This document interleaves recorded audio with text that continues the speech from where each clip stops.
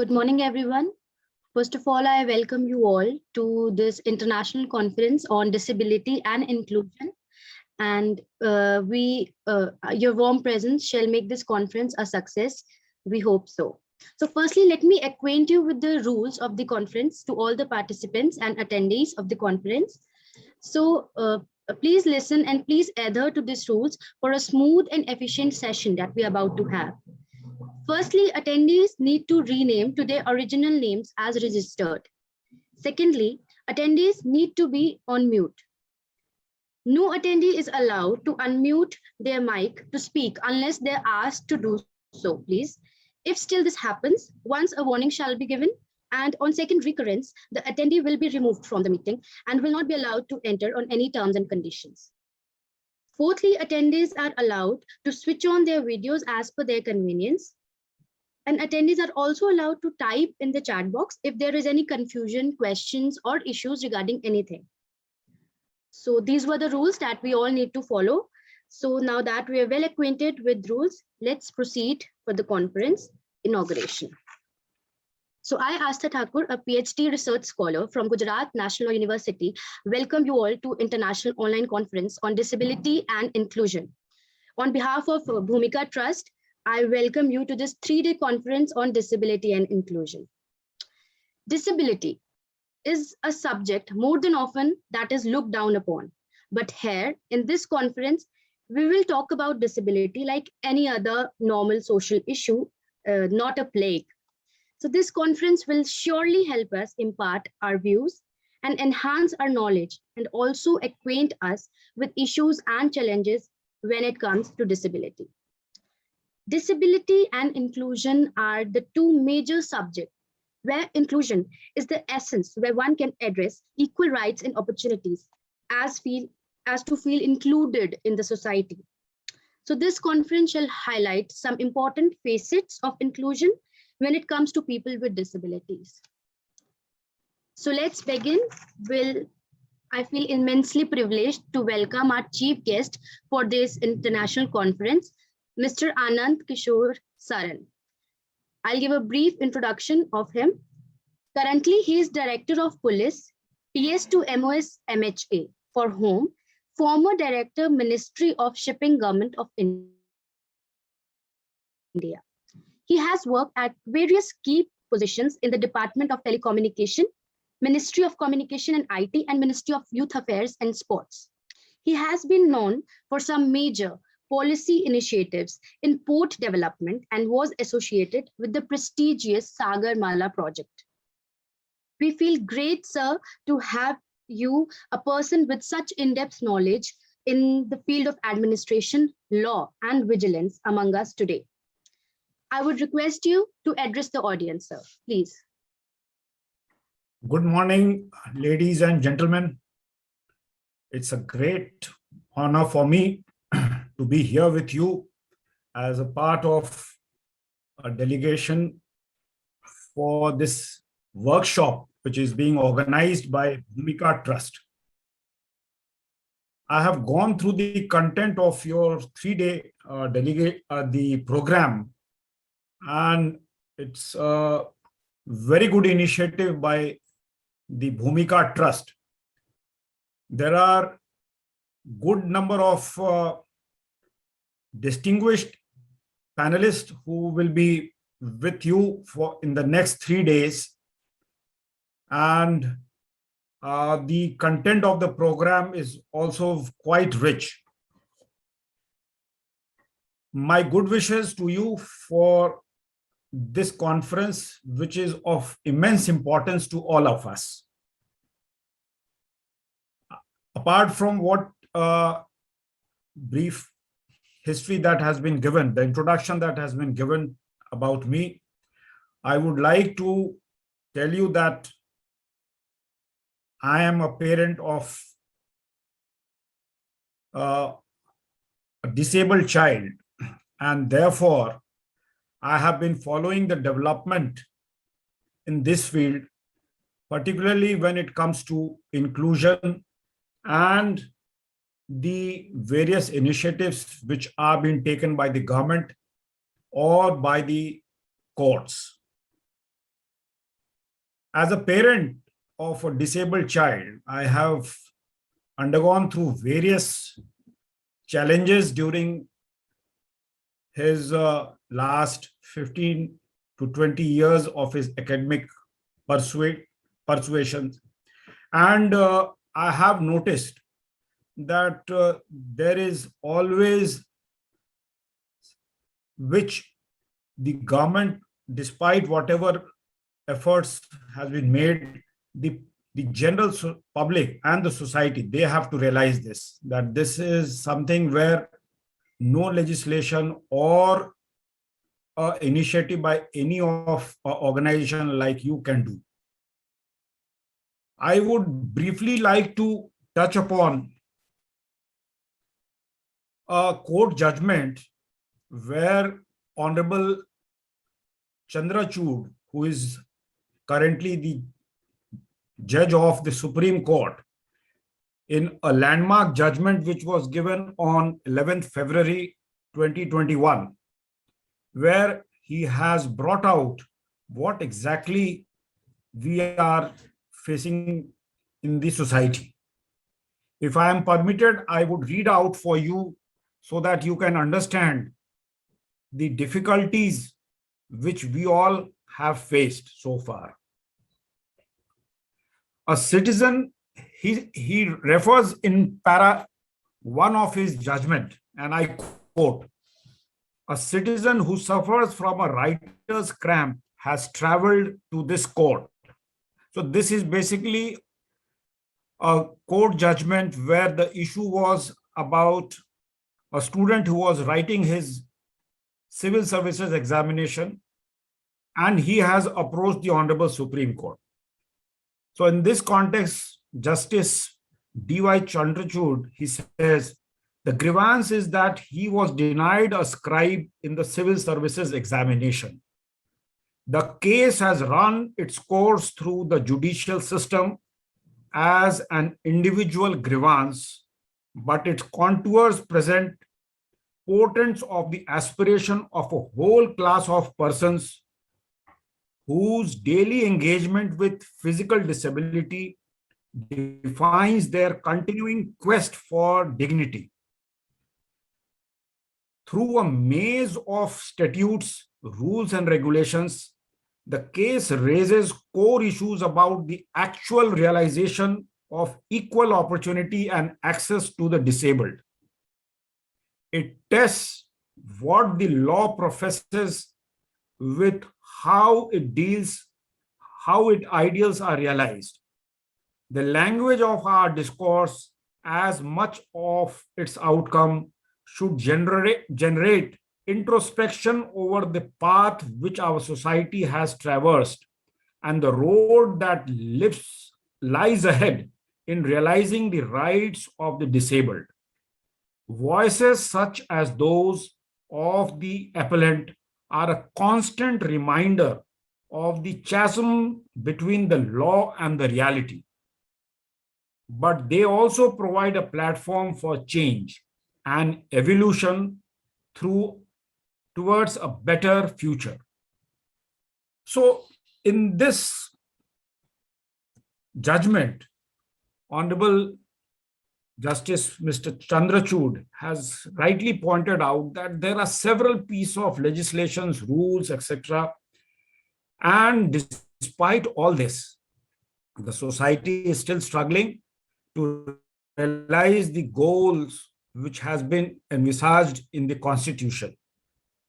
If you see the Constitution of India, Part 3 of the Constitution, which talks about fundamental rights of a citizen, you would notice that there is no specific paragraph where it talks about a right for a differently abled citizen. Despite that, you can still get some solace because there are 3 golden, which we call the golden fundamental rules.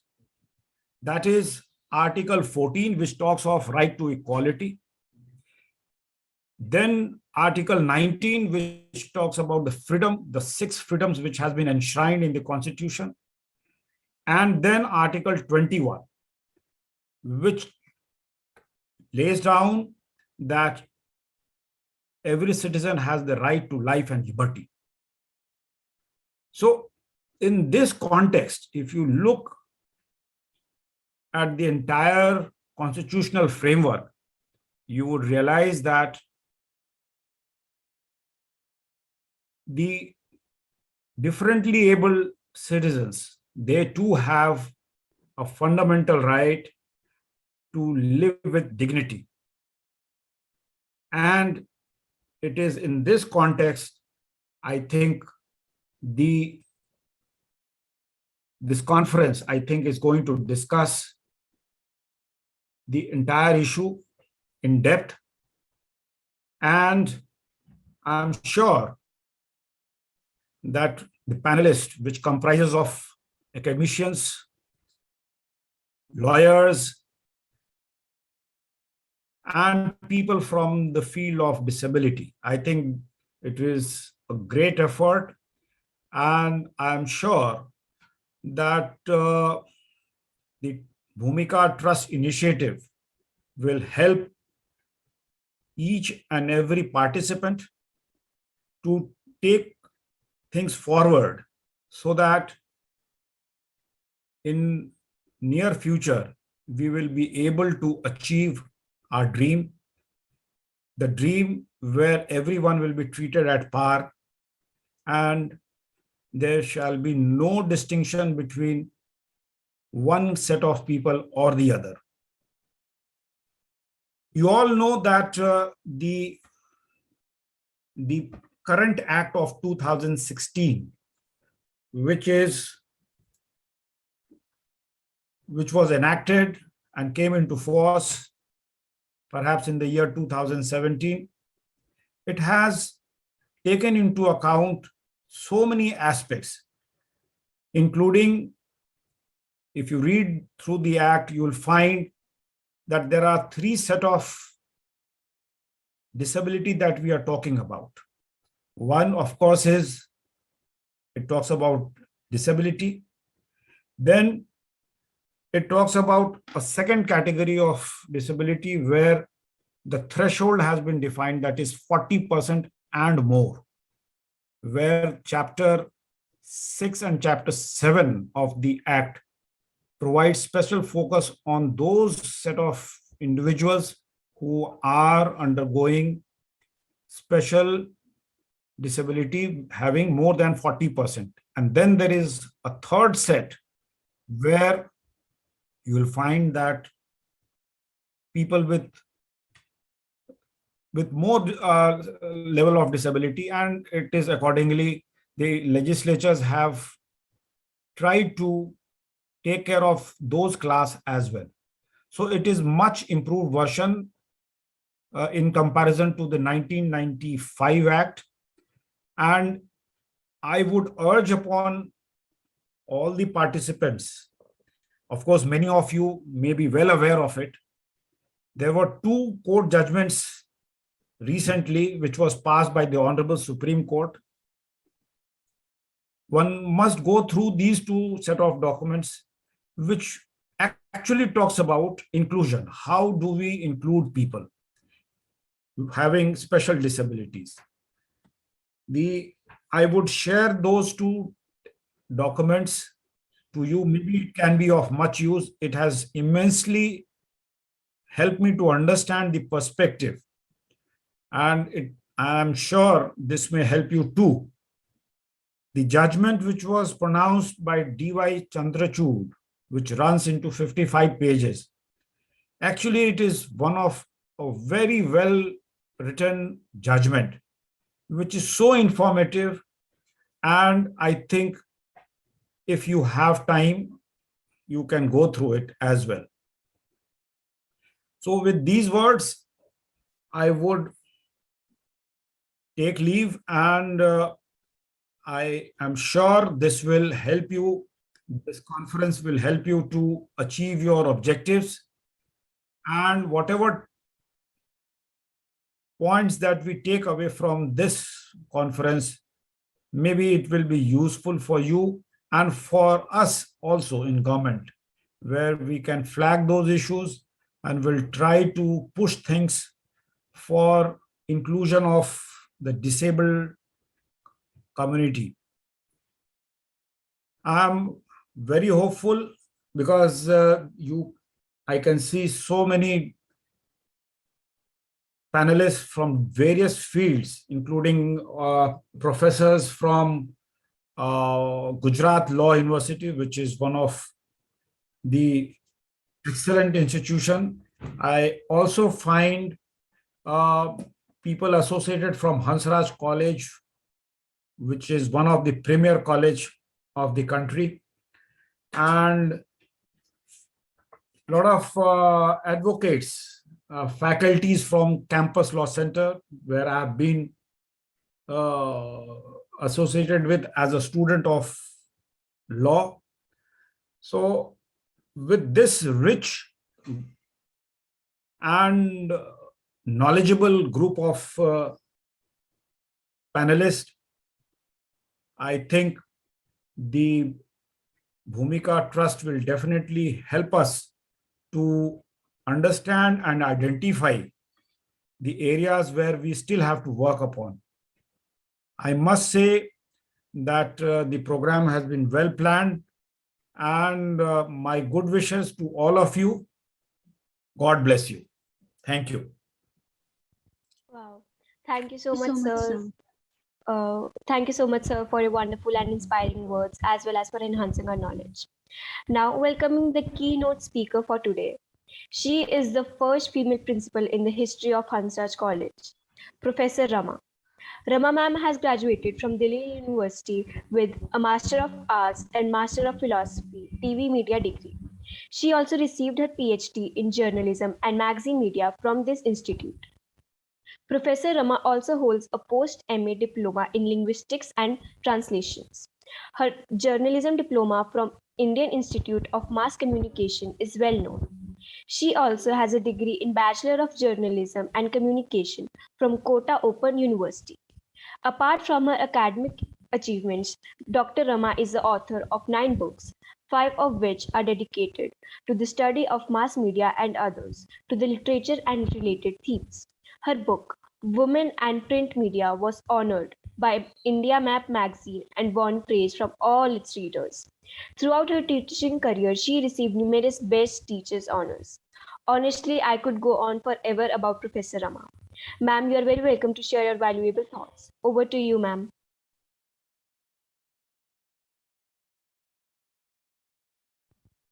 Ansika, ma'am is not here. Okay, so ma'am will join soon. Okay, so please continue further. Okay, yeah, sure, sir. We'll continue. When ma'am joins, we will ask her to share her thoughts. Okay. Now moving on to the organizers of this international conference, with whose constant support this international conference was made possible.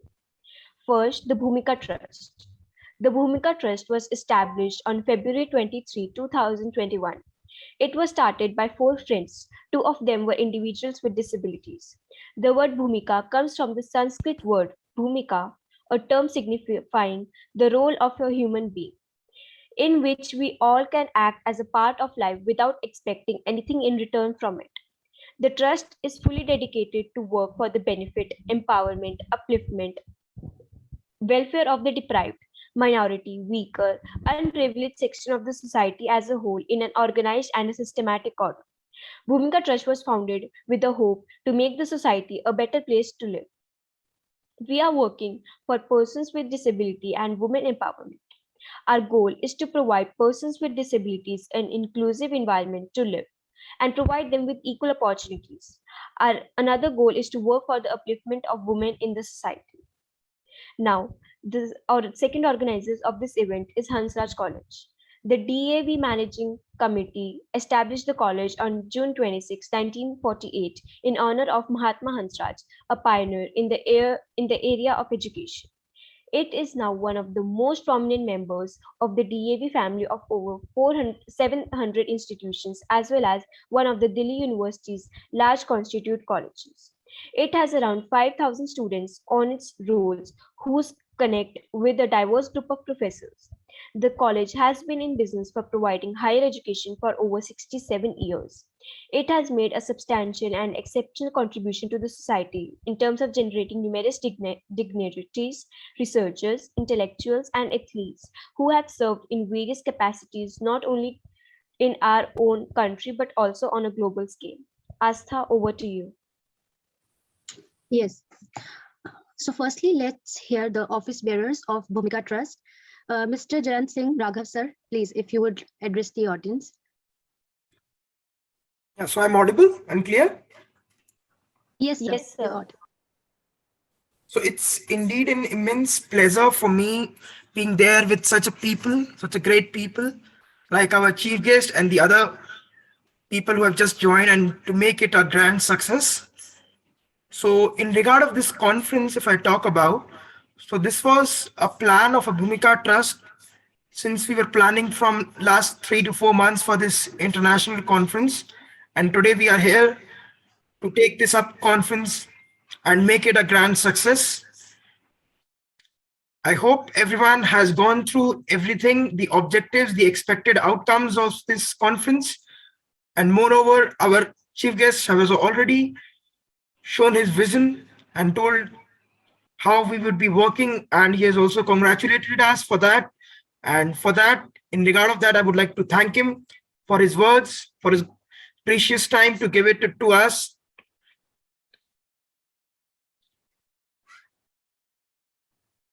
Once I move forward, I would like to thank everyone, each and every participant who has just come as an attendee, who has come as a speaker, the backside team who is working with us, and to make it a grand success, this event.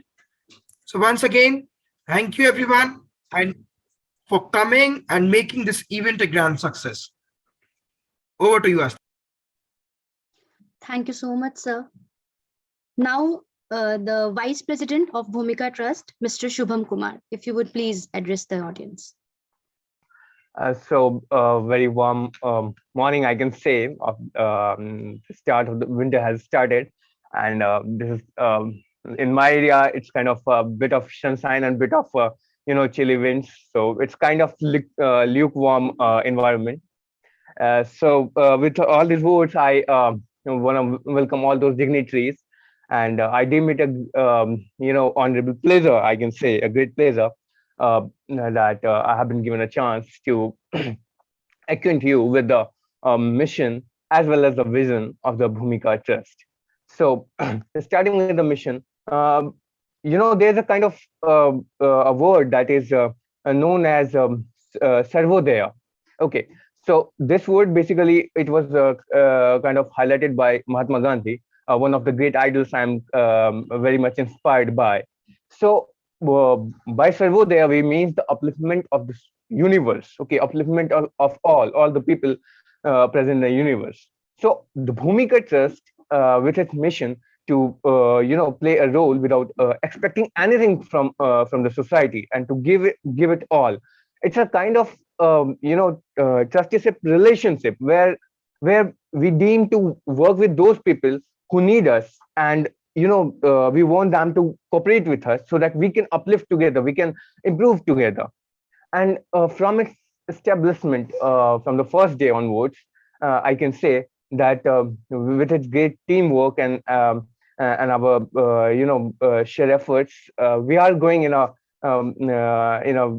dynamically changing world with a very successful steps, and meeting all those people, learning from them. Since I think you all are aware of the fact that this trust was basically founded by the 4 youth who were completing their graduations, and the master idea of this whole trust and the NGO of Bhumika Trust has come from the mind of our president, Mr. Jayant Raghav. So it started as a base of our friendly relationship. Okay, we four friends came forward and built it into such a thing where we can have other people join us with the same ideology to aspire the betterment of our society. Moving towards the vision, I can assure you that Bhumika Trust um, uh, Try has started, its goal-oriented perspective to reach to provide an inspiring life to all those people who wanna do some changes, dynamic changes in the world today. With the COVID struggle. I can say that this is kind of our new normal these days, and the COVID has kind of like if it has some drawbacks, if it has some con side, it also provided us with a pros that on a virtual basis we started meeting people around the world, and including our own country and some of the wholesome level of dignitaries. I am very much happy to tell you that some of them are going to meet the participant present here in the next days to come. So the vision of trust has building a integral society with more or less of equity, unity, and other characteristics which will provide a future endeavor to cope up with the situations and build a heterogeneous level of organizations where we can work together, aspire together, and achieve something on a a wholesome basis. So with these words, I want to end up my session. Thank you. Over to you, Astha. Thank you so much. Thank you so much, Shubham. You told such enlightening viewpoint in such a simple manner, and having such a good viewpoint at such a young age is actually a brilliance. So thank you so much. Now I would call the General Secretary of Bhumika Trust, Miss Namrata Mishra, please. Thank you, Astha. Good morning to one and all present here. आप सभी अतिथिगण और एवं दर्शकगणों को मेरा सादर नमस्कार। तो जैसा आप सभी मेरा नाम जानते ही होंगे, मैं Namrata Mishra and I am the general secretary of Bhumika Trust. तो आज मैं आप सभी को हमारे ये पिछले 9 मंथ्स की जर्नी के बारे में बताना चाहूँगी कि हमने कैसे क्या हमने अपने इस ट्रस्ट के थ्रू अचीव किया है। तो मेनली यहाँ पर हम लोग जब ट्रस्ट की बात करते हैं, तो जैसे आपने बताया हम 4 फ्रेंड्स थे, हमने ये सब शुरू किया। हमने 1 साल पहले तक नहीं सोचा था कि ये शुरू होगा, बट वी स्टार्टेड इट। तो हमारे ट्रस्ट का इनॉग्रेशन 7 मार्च 2021 को हुआ था from doctor Prateek Kumar, who is an assistant professor in Department of History in Ramlan Anand College, Delhi University. After the inauguration, हमारे ट्रस्ट ने एक पहला पैनल डिस्कशन किया था उसी दिन on the topic of in what terms the pandemic has impacted the deprived minority and weaker and underprivileged section of the society. इस topic के ऊपर अराउंड हमारे पास 7 प्रोमिनेंट पर्सनालिटीज आई थी, जिनमें से कुछ का नाम मैं यहाँ पर बोलना चाहूंगी, like doctor Satyendra Singh, who is N professor in medical science and GTB hospital in Delhi, India, and a few more. In which one I would like to add one more name which I remember right now is Mrs. Priyanka, and she's a special educator and founder of a special school, Wings of Light. इस तरीके के 7 to 8 prominent speaker आए थे और ये एक बहुत successful event था, हमारा जो पहला इवेंट। आफ्टर दैट हमने इसके ठीक 2 हफ्ते बाद ही एक दूसरा इवेंट कराया, which was our first webinar, and it was on the topic of enhancing the enhanced career opportunity for the people of disabilities, जिसके लिए हमने हमारे जो स्पीकर थे उनको बुलाया था। and she's a director of National Center of Disability Studies in IGNOU, Dr. Hemlata ji.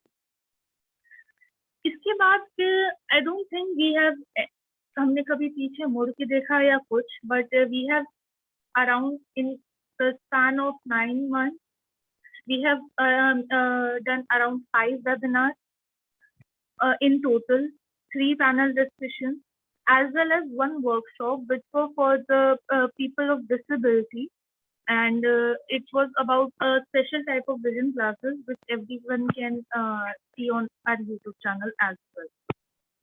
Along with, we have done 2 interview series, one on feminism and one on disability. जिसके बाद हम लोग आज यहाँ पर आप सब हमारे साथ इस इंटरनेशनल कॉन्फ्रेंस में हैं, and for that I would like to thank everyone, along with everyone who is supporting us from the back, present here, and even the participants. Now मैं ज़्यादा टाइम नहीं लूँगी. Thank you. Over to you, Asha. Thank you so much, ma'am. The way you told the history of how it all started, I think it is the perfect example of when there is a will, there is a way. And when people with same intellect meet, something great surely happens. So now I would like to call the 4th office bearer, Mr. Mohan, the treasurer of the Bhumika Trust, please. या तो सबसे पहले तो सभी जो हमारे speakers हैं और सभी पार्टिसिपेंट्स को मेरा नमस्कार. बहुत धन्यवाद सभी पार्टिसिपेंट्स और सभी स्पीकर्स को, जो खासतौर से उन सभी स्पीकर्स को जिन्होंने अपना बहुमूल्य समय निकाल के हमारे साथ जो आज जुड़े हुए हैं. और जैसा कि अभी हमारे उपाध्यक्ष शिवम जी ने सारा मिशन और विजन बता ही दिया हमारे ट्रस्ट का, कि मेन जो मुद्दा क्या है, किस वजह से हमने इसे खोला है. सबसे बड़ी चीज है कि हमने जो ट्रस्ट एस्टेब्लिश की है, इसमें समाज में बराबरी, इक्वलिटी और जागरूकता कि किस प्रकार से, चाहे वो डिसेबिलिटी फील्ड में हो या चाहे वो विमेंस के फील्ड में हो, उन सबको इक्वलिटी प्रदान की जाए. इस और जो जागरूकता करने के लिए हमने कई सारे वेबिनार्स भी कराए हैं, जिसमें से डिसेबिलिटी के ऊपर भी हमने कराए हैं और फेमिनिज्म के ऊपर भी कराए हैं, नारीवाद के ऊपर. तो लगभग फरवरी से लेकर आज तक जो हमने एस्टेब्लिश किया है, और खुद लोगों को भी जागरूक किया है, और हम लोग खुद भी इससे जागरूक हुए हैं. जो हमने स्पीकर्स बुलाए हैं और उन्होंने जो अपने हमारे सामने विचार रखे, हमें जानकारियां मिली, तो हम खुद भी जागरूक हुए हैं और लोगों को भी हमने जागरूक किया है. और जो आगे हमारा जो इसमें मिशन है, जो मैंने अपनी तरफ से सोचा है कि जैसे जैसे हमारी ट्रस्ट एस्टेब्लिश होती जाएगी, तो हम इसमें कुछ ऐसा काम करेंगे कि जो घर पे बैठे हैं, डिसेबल हैं या फिर वुमेन्स हैं, जिनको कोई रोजगार नहीं है, तो उनको किसी न किसी प्रकार से कोई मतलब वर्किंग क्षेत्र में लाया जाए, कोई रोजगार प्रदान कराया जाए, जिससे कि वो अपने आगे बढ़ सके और अपनी जीविका को चला सके. तो इन्हीं शब्दों के साथ मैं अपनी वाणी को विराम देता हूँ. धन्यवाद. Thank you so much, sir.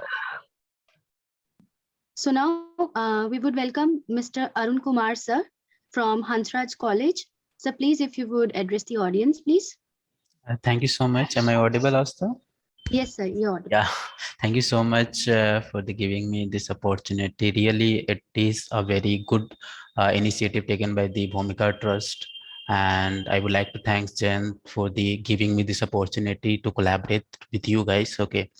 So thank you so much. And I would like to welcome all the peoples and all the participants and all. I would like to thank all the trustees of Bhumika Trust and campus law faculties and our faculty as well. Thank you so much. Okay, thank you. So now I would introduce the second organization that has helped in making this conference a success. The Gujarat National University Center for Disability Studies. Giving a brief introduction about the organization. It was established on 2nd October 2019 with an aim to work for disability rights and social justice through promotion of teaching and research in the interdisciplinary areas of sociology, social work, law, and policy. The center attempts at doing meaningful research contribution in areas of disability, human rights, inclusive education, etc. The center intends to create an environment that enshrines the mainstreaming and equal participation of students with disabilities in the university. It brings together various academicians, researchers, scholars, lawyers, and other stakeholders to foster dialogue on the increasing relevance of disability studies and research. I would now uh, call upon the head of our center, Dr. A. Mary Sport. He's my own mentor and guide throughout my journey.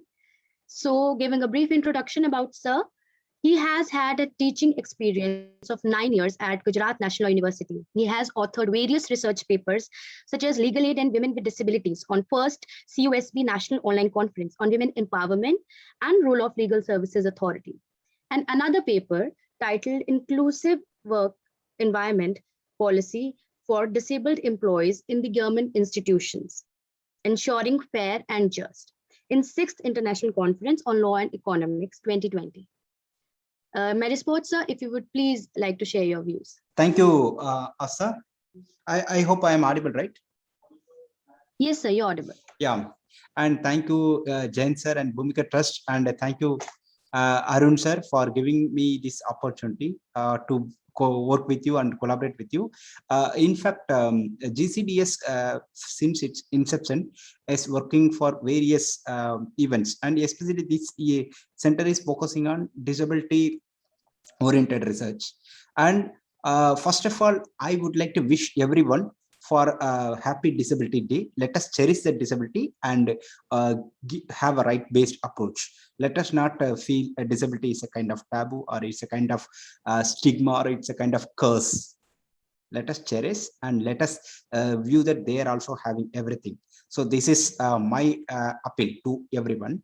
And this center, actually, it's a brainchild of our director, and our director, Professor Sunil Kumar, actually immediately consented to have this center. And we have done a lot of awareness programs and research works, which even Asa actually highlighted. In fact, we have given the opportunity to the research scholars to work in the disability and law. Right. And if you look at our center, we used to invite various scholars, and especially we are doing action oriented research work, even programs. Right. So even the 3rd December also, we will be having one program on accessible IPR. So that's also there. And what I actually request as a scholars and as a even you can say that activist, or even as a person who is not having the background of disability studies, first, please treat them as par with you. That's one thing. Second thing, don't have the charity mindset with regard to disabilities. That's a really bad approach. And third thing, with regard to the recent changes, even chief guest actually highlighted some of the judgments. Even I would like to quote some of the judgments. Vikas Kumar judgment, which is a very well known judgment, which clearly says that it's not like the disabilities can't do all the jobs. It is the society which make them not to do. So that we have to make some kind of reasonable accommodation. That is reasonable accommodation. It's a right itself. It's not more than a kind of charity now. So we have to make this particular societal setup accessible to them so that they can work better. Right. So that's a thing which we have to keep in mind. Even recently, one more judgment also clearly says that even violence against women with disabilities supposed to be taken it seriously. Even there should be special data supposed to be there for that violence against women with a disability as well. So these things are which is encouraging sign. At the same time, it's about the mindset of every individual supposed to take. We should not have that colonial mindset. Okay, disabilities is a burden. No, we should try to make in a such a way that we can ensure the productivity from disabilities as well. So with this, actually, I would like to in my short note, and I would like to highlight some of the people who actually worked on the background from GNLU for this particular conference: Harshit, and then Asta, and then Anuja and Aman. Okay, I would like to thank them for being volunteering this conference, and again I also congratulate and thank all the participants who have shown this interest for taking part in this conference, and I wish you all them a very best. And I once again thank Jain sir for giving me this opportunity. Yes, over to you, Asta. Thank you so much, sir, for enlightening the audience with your views.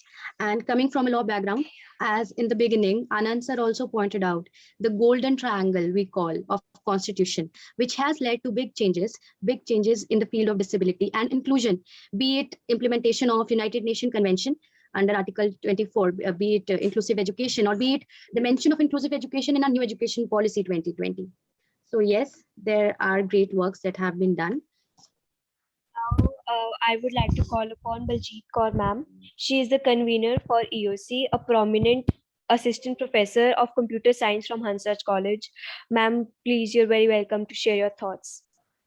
Yeah, thank you, Anshika, for inviting me for the vote of thanks. It is Yes, ma'am. indeed a great pleasure to be on this forum. And it is indeed an opportune moment, when such a forum has been collated with the efforts of everyone involved. The rich content of this conference hopefully is going to bring together great minds and great initiatives. We at Hansraj College actually do not have this dividing line between person with disabilities and all the other members, because as I have been associated with this college for about 2 decades now, about 20 years, I have seen that our college is governed by the UGC guidelines for people with disabilities. Much before that being governed by the UGC guidelines, we are governed by the heart. We have always had, since I remember, we have always had infrastructure which was friendly to everyone, be it our hostels when our students get admission. They have all facilities given to them. The education is, at an equal footing. In fact, if you see the job opportunities and the internship opportunities that all these students are given, it is heartening to see that we do not, purposely or with any intention have any discrimination. In fact, we are at the leveling ground, and I think every education institute is the greatest leveler, be it on a societal front or be it financially. I think education is the greatest equalizer. In fact, in our college, we have the enabling unit where we have about 15 students every year who are elected to the council. They make all decisions. They have their own president, vice president, the scribe head, technical head. In fact, from our college, our technical head is much smarter than anybody I have ever known. I myself, being from the Department of Computer Science and, worked with so many students over the years. And I understand this concern of Dr. Mari Sport and, Mr. Anand Kishore Saran, that there is, a want of equal rights. As an educator, I may confess that maybe we are not the correct people to understand how these rights could be brought to an individual. But one thing that we very truly understand is how to give the equal education to everybody, give an environment where, there is a seamless transition for all the students, be it, moving around in the college. We have lifts, we have ramps, we provide motorized wheelchairs, canes, crutches. We have, devices which help us record. We have laptops. We give laptops to students. We have dedicated rooms, enabling unit rooms, and the library as well. And I'm sure all colleges of Delhi University have this infrastructure. And in India, we have come a long way. There is a long way to go, but we have come a long way in understanding, in inclusion. And my best wishes from Professor Rama has been busy with a meeting, and she has, expressed her regret for not having come today for the inaugural. She will be with us one of these days, tomorrow or day after. So I would like to extend a heartfelt thanks to Anand Kishore Saran sir for being the chief guest here, and our dear Professor Rama, who is always the guiding lamp for all of us. Bhumika Trust has really grown. As I understand that it is a very young enterprise, and it has a very broad vision. Best wishes to Bhumika Trust, and of course the Center of Disability Studies for Gujarat National Law University. We're extremely thankful for giving the Equal Opportunity Cell and the Enabling Unit of Hansraj College this opportunity to collaborate with you for this international conference. Also, thank the organizing members, and thank you so much, and best wishes to all of you. Thank you. Thank you so much, ma'am. Thank you so much, ma'am, for such inspirational words. We have done the inauguration session of this conference. And now we shall move to the second part of conference, which is the screening of some inspirational stories from disabled people themselves. So we'll play the video in a bit. So firstly, I would like to invite Dr. Sunil Kumar, who is himself here to share his inspirational story with us. He is assistant professor in Department of Political Science at Ramlal Anand College of University of Delhi. So sir, please, if you would share your story, we would be much obliged. Dr. Sunil Kumar. Okay, Astha. Thank you. Thank you, sir. Okay, very good morning to everyone. And I would like to thank you, Jayant, for inviting me. Few things which I would like to share with you guys. Basically, I am also, physically disabled. And it is not by birth. When I was born, I was not in that category. But when I was 10 years old, one tragedy took place, and in that I have become physically disabled. And it was happened because of my family was economically very poor, so they could not afford all the treatment, and that is the reason I came into that category. But I mean, this is not new for us people, that if you are from the remote areas or village areas, and there is society have a kind of perception towards these people or about these people. And even most of us face several kind of abuses which is associated with the our physicality, basically this disability. And I also have gone through same things when I was in my village. As I said that my family's economic condition was it was not poor, it was worse, because my family could not afford food in a twice in a day, twice in a day. And that is the reason I used to work in the field and sometimes the construction site. But after sometimes these people stopped hiring me because of my disability, because I could not serve I mean in that capacity in which those people who are not disabled, they can serve.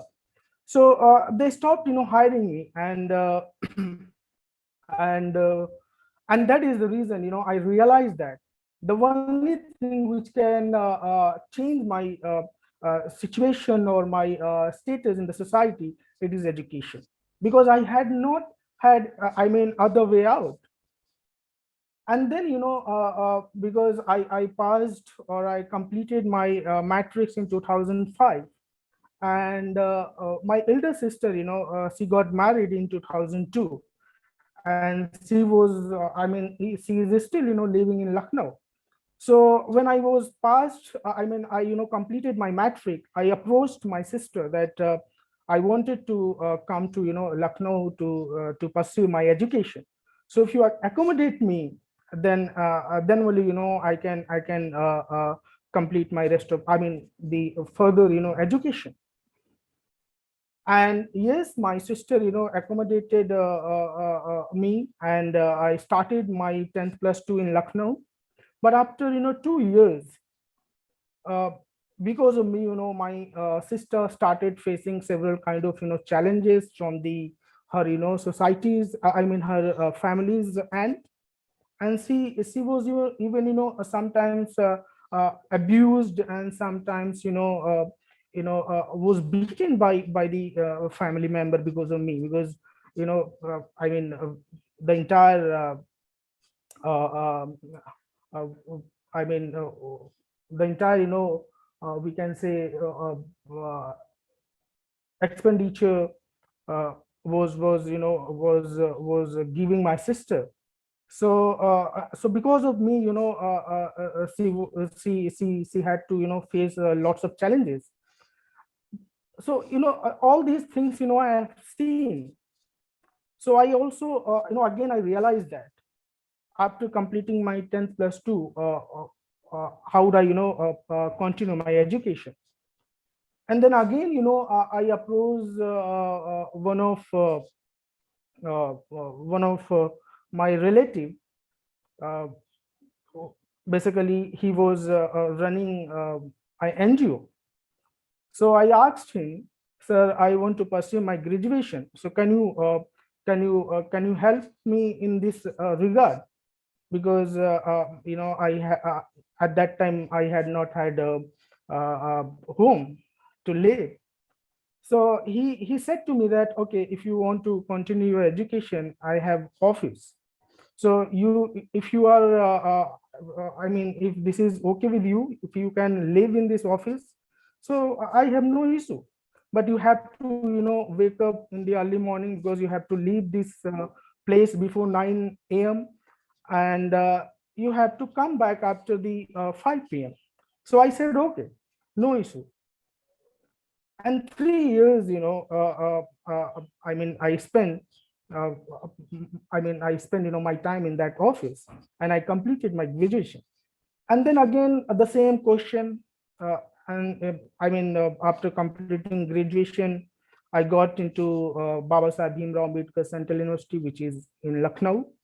And again I had the same question: where would I live, and how would I complete my master? And then after getting into that university, I started giving tuition. And gradually I got one tuition, then second, then third, and I started earning around 2,900 or 3,000 rupees per month. And then onwards, let me tell you, I started getting food twice in a day. So because earlier it was very tough for me to arrange foods twice in a day, because I had not had money. That is the reason. So meanwhile, the major challenge, or we can say a question before me, it was survival. How would how would you survive in this situation? So yes, I survived. And after completing my master, uh, uh, I had applied in Jawaharlal Nehru University. And yes, I cracked the exam and I got in Jawaharlal Nehru University. And then again, I had a major challenge. It was a language, because I have completed my educational journey in the Hindi medium. And yes, so during my PhD, in the initial years, I had to fight with the language, because it was the English medium, and as well as the subject, because my master was in political science, my graduation was in political science. But when I was got in JNU, it was my center was Center for West Asian Studies, which comes in the area studies, international relations. So my subject discipline was also changed basically after getting in JNU. But after 4 years, completing my 4 years in JNU, I got opportunity to present paper in the Brandeis University, which is in Waltham, Massachusetts. And yes, I got the scholarship from the university side, and I have visited to that university to present the paper. And then again, I got opportunity from the California University to present paper. And again, I got a scholarship to visit there, and I presented my paper over there. And after completing, my PhD in 2019, and I was awarded PhD degree in 2020. I've been, selected for assistant professor in the Ramlal Anand College on ad hoc basis. So this was the journey basically. When I started, I had nothing, but now at least basic things, we can say, basic amenities, including food, clothes, and shelter I have. And this has been possible just because of the education. So, few things I would like to say to all the people who are, comes in this category, the disabled category, that yes, because society, most of the people have the same perception towards these people or about these people, and they think us, abnormal, and several, proverbs saying which, demean us, which demoralizes. But, we should not think about these, thought, what people are saying about us. We should believe in ourselves, because nobody knows us more than us. Nobody knows about us more than us. So it is you. So we guys, need to focus on our, thought, or on our methods, whatever, you adopted to accomplish your dream. So for me, right now, it was not about accomplishment. It is about overcome. So this is what basically I wanted to share with you guys. And thank you again, Jayant, Mohan, for inviting me. Thank you. Astha. Thank you so much, sir. So thank you so much. As it is said that the connotation of the word disabled, it doesn't justify the journeys of some people, and you are one of them. And one thing that I particularly liked your quote, that education is actually the best tool for social empowerment. So thank you so much, sir. Thank you so much. Now moving forward to the inspirational stories. Beauty pageant winner, model, motivational speaker, video blogger, voice-over artist, psychology student, actress, radio jockey, anchor, brand ambassador, writer, marketing professional, and. Let me catch my breath, people. This is Simran Chawla for you. Her life cannot be encapsulated. She lives with a capital L on her terms, big dreams, and lays it out there.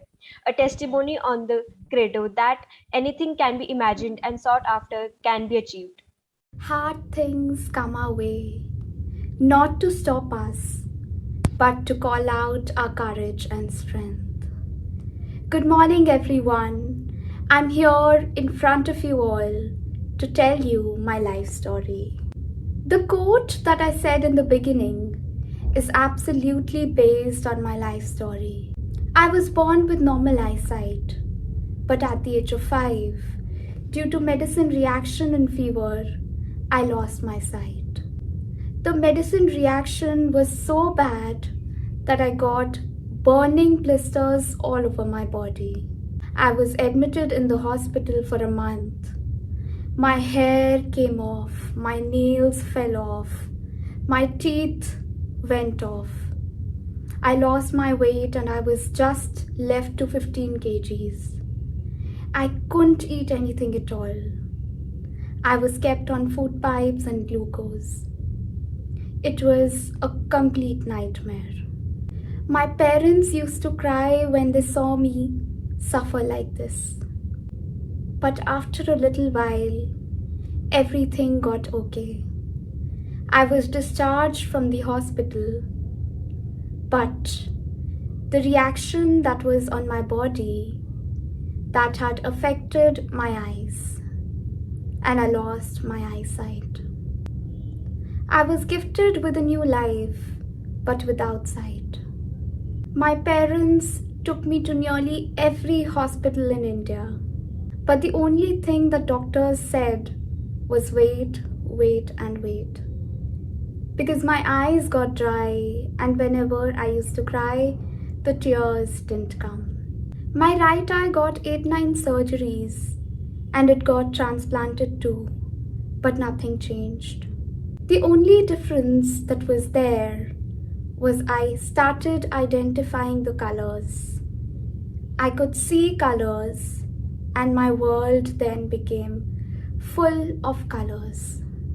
When I got discharged from the hospital, I lost my mental balance.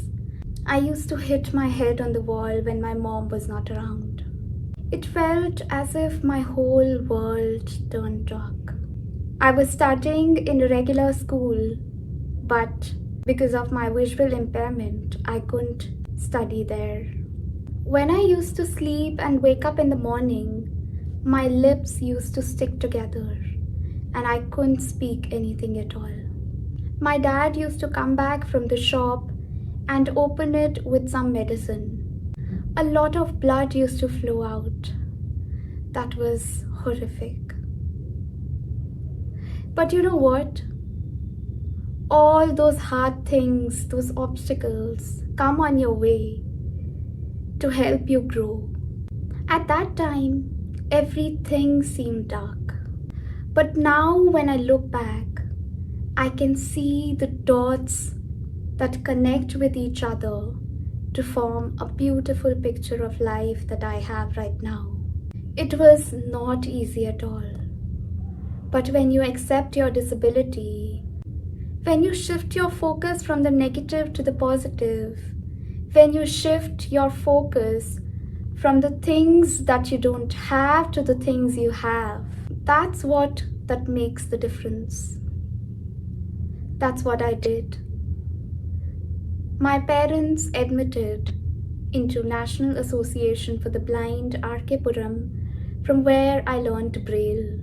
I was integrated to Mount Carmel School after a year, and I did my schooling from there. There I realized that I am no less than anyone else. I can do whatever I want to do. I shifted my focus from the things I don't have to the things I have. So what if I couldn't see? I can feel with my hands. I can speak with my mouth. I can listen with my ears. I can smell with my nose. I have everything else.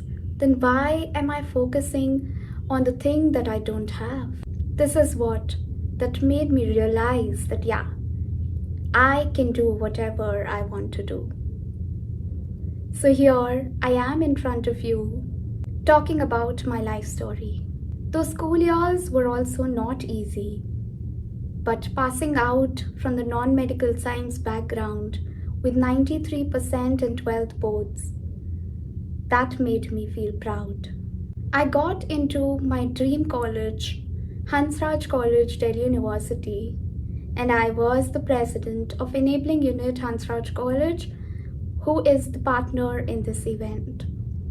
So I'm proud to be here and represent my college.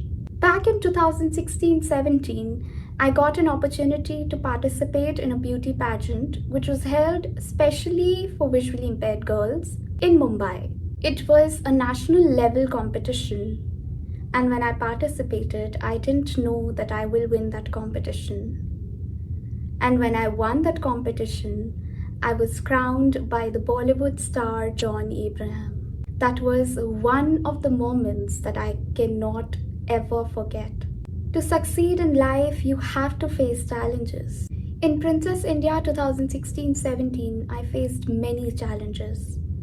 I learned dance where I didn't know how to give expressions, how to perform steps, how to do hand movements, how to do leg movements.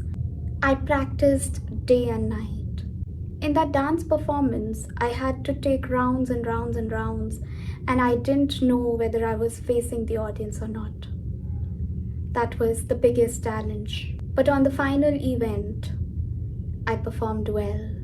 That hard work paid off, and I was crowned the Princess of India 2016-17 by the Bollywood star John Abraham. After winning that pageant, I got many opportunities. I worked as the showstopper for the topmost brand in India, FBB, on their summer collection launch. I was the showstopper at DAV Fashion Lifestyle Week 2018. I acted in a short film named Teen Dost on TVNF channel on YouTube. I presented my own radio show named Dilo Ki Dasta on Radio Udan, an online radio station run by visually impaired people. I give motivational speeches, I do voiceovers, and now I am a blogger. I do cafe blogging, I talk to people, I'm a psychology student, I'm a digital marketing freelancer. All my dreams actually came true. Here I remember a quote that is actually my favorite, which says, "All our dreams can come true if we have the courage to pursue them." This is absolutely true because all the dreams that I had, I could fulfill all of those with God's grace. Talking about my current life, I'm a digital marketing freelancer working for 2 different brands. I also do vlogging. I have my own YouTube channel named Simran Chawla Vlogs, where I present different cafes vlogs, travel vlogs, and everything. I want to show to the world that people with disabilities are no less than anyone else.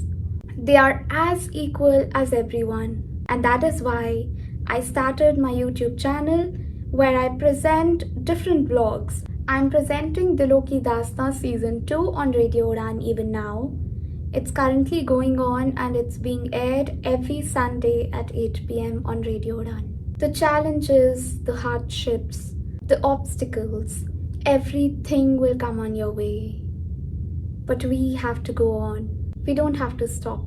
Life is not easy, but when we smile, everything becomes easy. At the age of 5, when I lost my sight, everything seemed dark. But now when I'm here and when I look back, I see those dots connecting with each other and form a beautiful picture of life.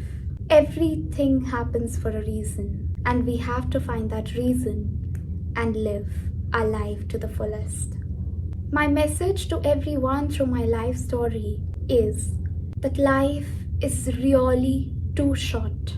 It's as short as its spelling. So please everyone, we should just live our life to the fullest. Because life is a beautiful gift that we have got from the God. And life is meant to live. So just go on, live, follow your dreams. Do everything that makes you happy. Forget what the world will say about you. Just do the things that you want to. This is my message to you all. And I hope I could make some impact on the audience that was watching this video. I'm really thankful to everyone that supported me throughout my life and made me the person who I am today. Thank you so much, everyone. I loved being here and telling you about my story. Okay, so all the attendees, now we have some stories from an episode that Jen sir actually wanted to share it.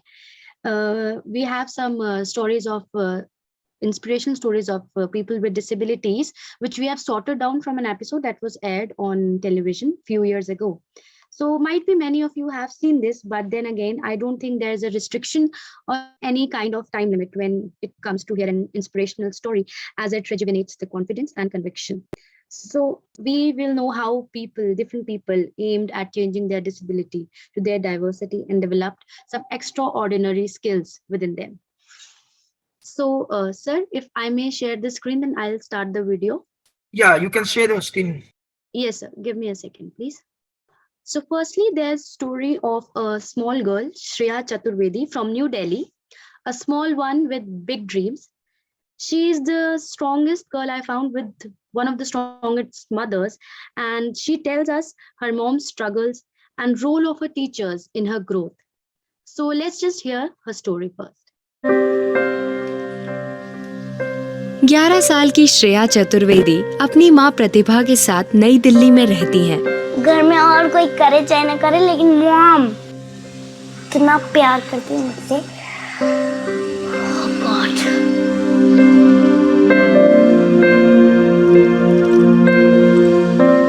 मैं कुछ बातें share करती हूँ अपनी mummy से, तो एक बेटी की तरह नहीं, एक दोस्त की तरह शेयर करती हूँ। मेरे से कुछ गलत हो गया था, तो मम्मी ने कहा था ऐसे मत करना, दोस्त हम लोग खेलते हैं, बहुत मजा करते हैं, और जब मम्मी थक जाती है तो मैं मम्मी के लेग्स प्रेस कर देती हूँ। बहुत थक जाती मम्मी।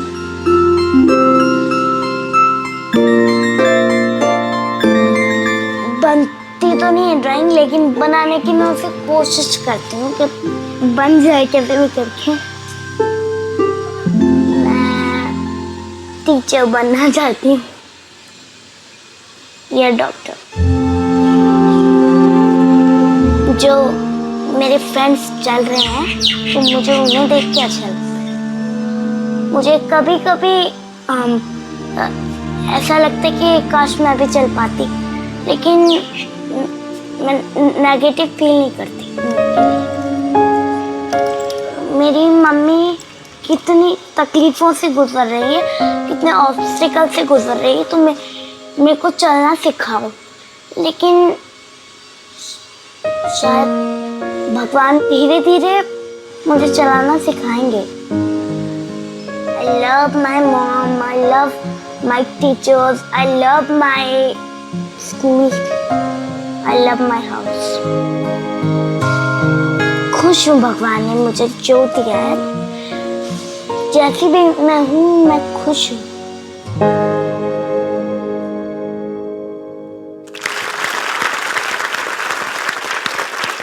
वाह, जिंदगी जीने का क्या जज्बा है। अपनी तकलीफों और मुश्किलों के बावजूद जिंदगी से कोई शिकायत नहीं, सिर्फ। Yeah, so this was the first story of the small girl with some big dreams. And now the next story we have of in this episode only, of Mr. Sai Prasad. He, despite his physical disability, he fulfilled his adventurous dreams. So let me show you yourself. Sai प्रसाद का जन्म त्रिचनापल्ली के लालगुड़ी गांव में एक साधारण परिवार में हुआ था। जन्म से ही रीढ़ की हड्डी में परेशानी होने के कारण 13वें दिन एक ऑपरेशन करना पड़ा, जिससे ये बात सामने आई कि साई के शरीर का निचला हिस्सा हमेशा के लिए बेजान हो गया है। लेकिन ये शारीरिक कठिनाई साई को कभी रोक नहीं पाई, और साई ने कुछ ऐसा करने की ठानी जो शायद आमतौर पे लोग करने से हिचकिचाते।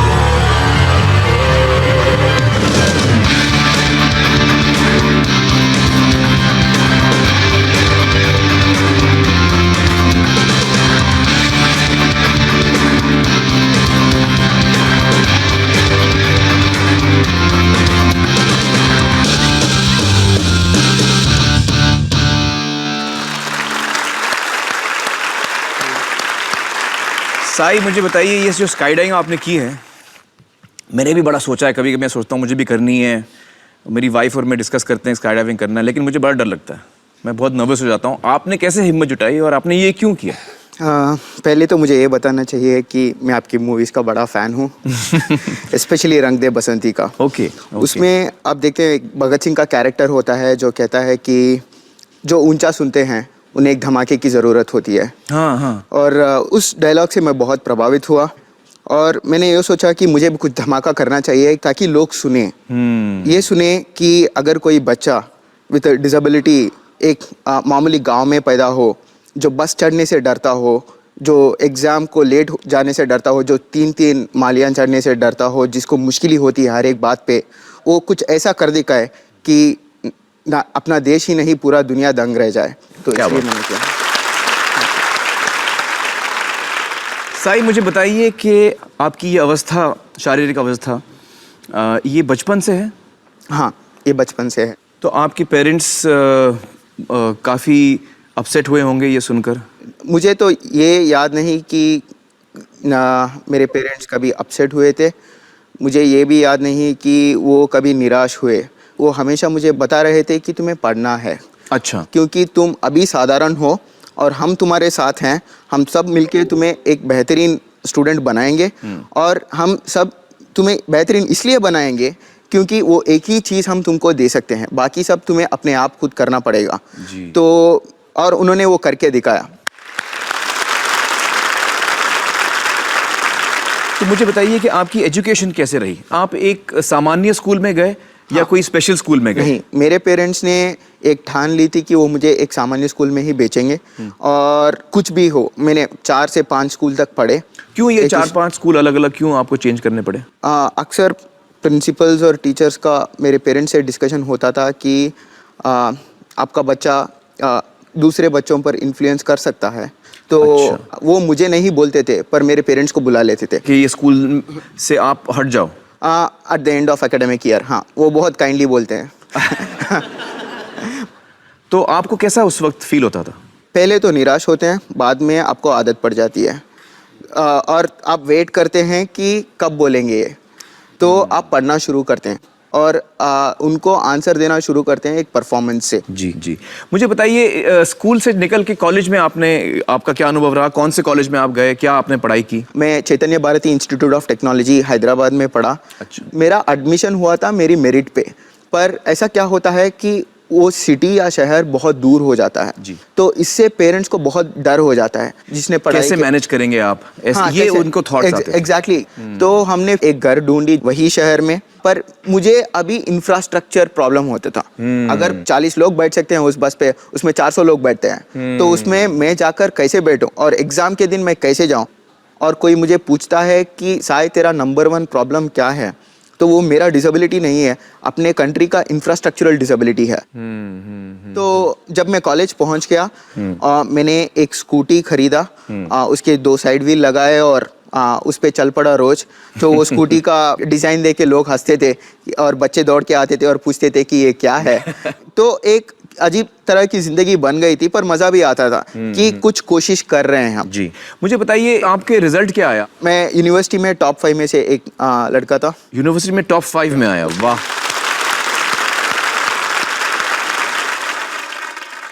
उसके बाद आपने कहीं नौकरी की, आपने कहीं काम ढूंढा? मुझे कॉलेज के फाइनल ईयर में कैंपस प्लेसमेंट्स के दौरान 3 कंपनियों में नौकरी लग गई थी।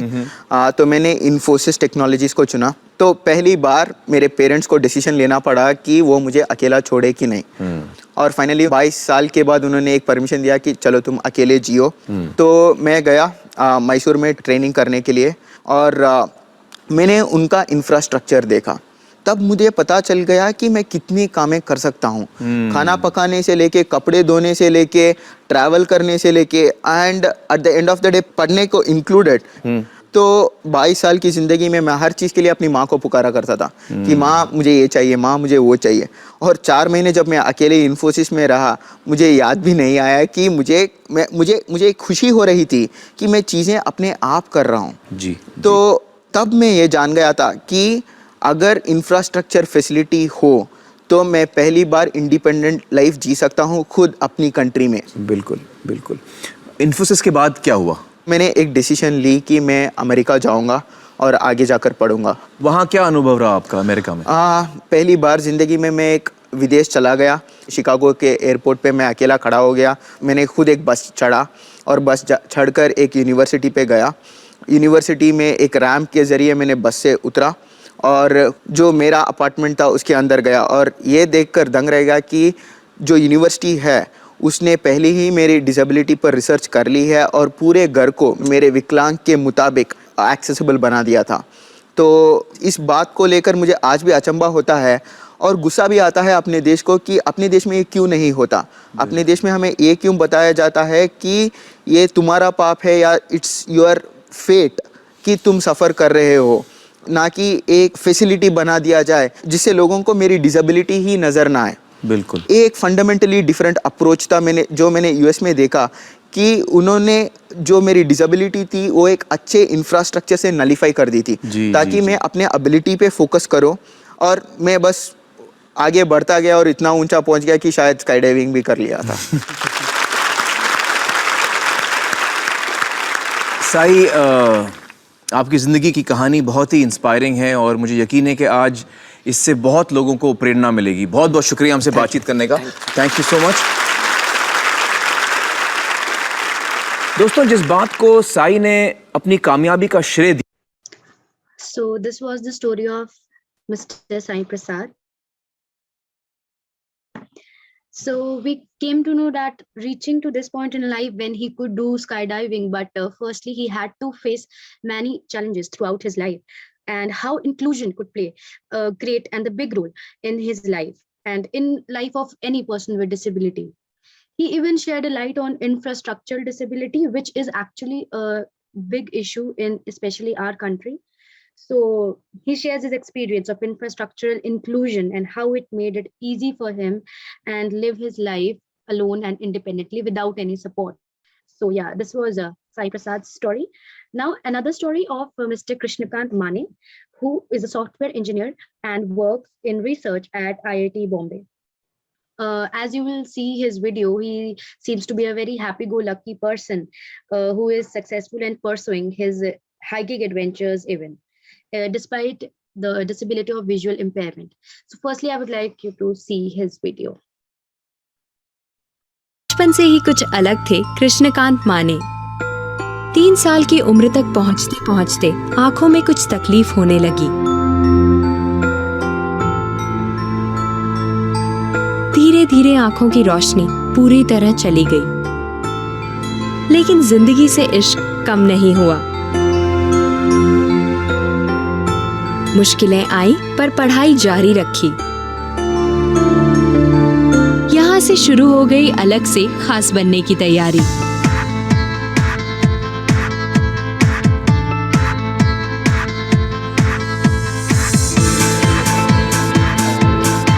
कंप्यूटर से गहरी दोस्ती की और सॉफ्टवेयर इंजीनियर बने।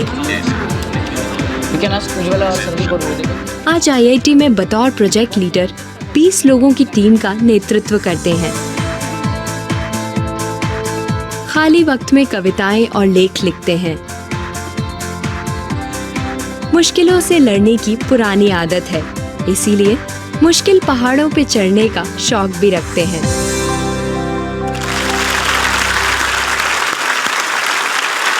बहुत बहुत शुक्रिया कृष्णकांत हमारे साथ जुड़ने का। Thank you. और आमिर जी, I think it would be good if you can call me KK. Okay. So AK interviews KK. AK interviews KK. Definitely. मुझे बताइए, आप इतनी चीजें करते हैं, आपको इतनी चीजों में दिलचस्पी है, मैंने देखा आप ट्रैकिंग भी करते हैं। बिल्कुल। तो ट्रैकिंग तो खास मुश्किल होता होगा, अगर आपको दिखाई नहीं देता, डेंजरस भी होता होगा। खतरा तो हर चीज में है। अगर खतरे की बात जिंदगी में नहीं होती तो हमारे यहाँ इंश्योरेंस कंपनीज दुनिया में नहीं होती। राजमाची करके हमारी जो करजत रेंज है, वहां पे हम ट्रेक करने गए थे। तो जब मैं ऊपर पहुंचा तो उस गांव की एक बुढ़िया आई और हमारे जो पूरी टीम थी उनको बुलाया। क्या आप इस बच्चे को लेके आए, कितना बड़ा पाप किया आपने, बेचारा अंधा कैसे लेके आओगे। तो उन्होंने बताया, माँ जी आप गलत बात बोल रहे, दरअसल ये हमें लीड करके यहाँ लेके आए, हम यहाँ लेके नहीं आए उन्हें। तो उनको ये बताना पड़ा। के मुझे बताइए आपका बचपन कैसा रहा? बचपन तो बहुत खूबसूरत था। मैं ये नहीं कहूँगा कि मेरे माँ और पिताजी को सदमा नहीं लगा होगा, लेकिन सिचुएशन को सरेंडर करना एक बात और सिचुएशन को एक्सेप्ट करके आगे बढ़ना एक बात। जी। माँ और पिताजी का ये मानना था कि हमारा बेटा उसी विद्यालय में जाए जहाँ हमारी बेटी पढ़ती है ना, शी इज साइटेड। तो उनका ये मानना था अगर मैं वहाँ जाऊँगा तो शुरुआत से ही मुझे इक्वल ट्रीटमेंट मिलेगी, माने अगर शरारत भी मैं करूँ तो उतनी पनिशमेंट मिलनी चाहिए और अगर कुछ अच्छा काम हो तो रिवॉर्ड भी उतना ही मिलना चाहिए, उससे ज्यादा नहीं मिलना चाहिए कि आप नेत्रहीन होकर भी ये चीज करते हो। नहीं, एवरीथिंग शुड बी इक्वल। इनाम और सजा इक्वल होना चाहिए, ये आपके पेरेंट्स का मानना था। यस। दो चीजें मैं हमेशा बोलता हूँ कि डिसेबल्ड जो फिजिकली कुछ प्रॉब्लम होता है उनको करना चाहिए। एक, खुद को किसी चीज में कम मत समझना जी। At the same time though, खुद की रिस्पॉन्सिबिलिटीज भी समझना। World is not for you, don't take the world for granted. World is going to be kind and cruel to everyone and that is how it should be. ये दोनों चीजें समझनी चाहिए। बिल्कुल। और ये मैसेज मैं हर पेरेंट्स को देना चाहूंगा कि बचपन से ही you put your child into a regular school. आगे शायद आपको बहुत कुछ चीजें करने ही नहीं पड़े, आपके हाथ से, मतलब ये मैं पॉजिटिव सेंस में कह रहा हूँ, आपके हाथ से 15-16 साल के बाद वो केस निकल जाएगी, बच्चा आपके हाथ से निकल जाएगा। बिल्कुल।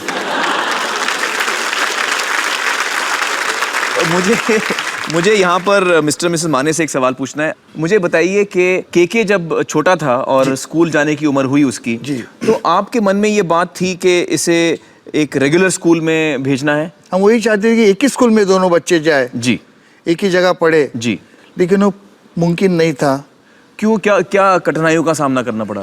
कई स्कूल में गए हम लोग, इन्हें बहुत खुश होते थे, आप बहुत अच्छे पेरेंट्स है, सही वक्त पे आए हैं, आपकी सोच अच्छी है, लेकिन हमारे यहाँ सुविधा नहीं है, हम एडमिशन नहीं दे सकते, आप उसको ब्लाइंड स्कूल में डालिए। तो फिर के को एडमिशन किस स्कूल में मिला और कैसे मिला? किंग जॉर्ज में मिला। तो कैसे मिला एडमिशन? वहाँ हम लोग रोज जाते थे कि इसको यही एडमिशन देना है, तो रोज बोलते थे हाँ कल आओ, लेकिन हम एक दिन ऐसा किया कि उनका जो ड्रेस कोड है वो पहन के लेके गए कि नहीं आज इसको यही बिठाना है। तो आपने यूनिफॉर्म पहना के वहाँ बैठा दिया। 3 इडियट्स में मैंने वो उसको बच्चे को वो बोलता हूँ कि पढ़ाई के लिए आपको फीस की जरूरत नहीं है, यूनिफॉर्म की जरूरत है। यूनिफॉर्म पहन के बैठ जाओ, इतनी आबादी है यहाँ पे किसी को पता नहीं चलेगा।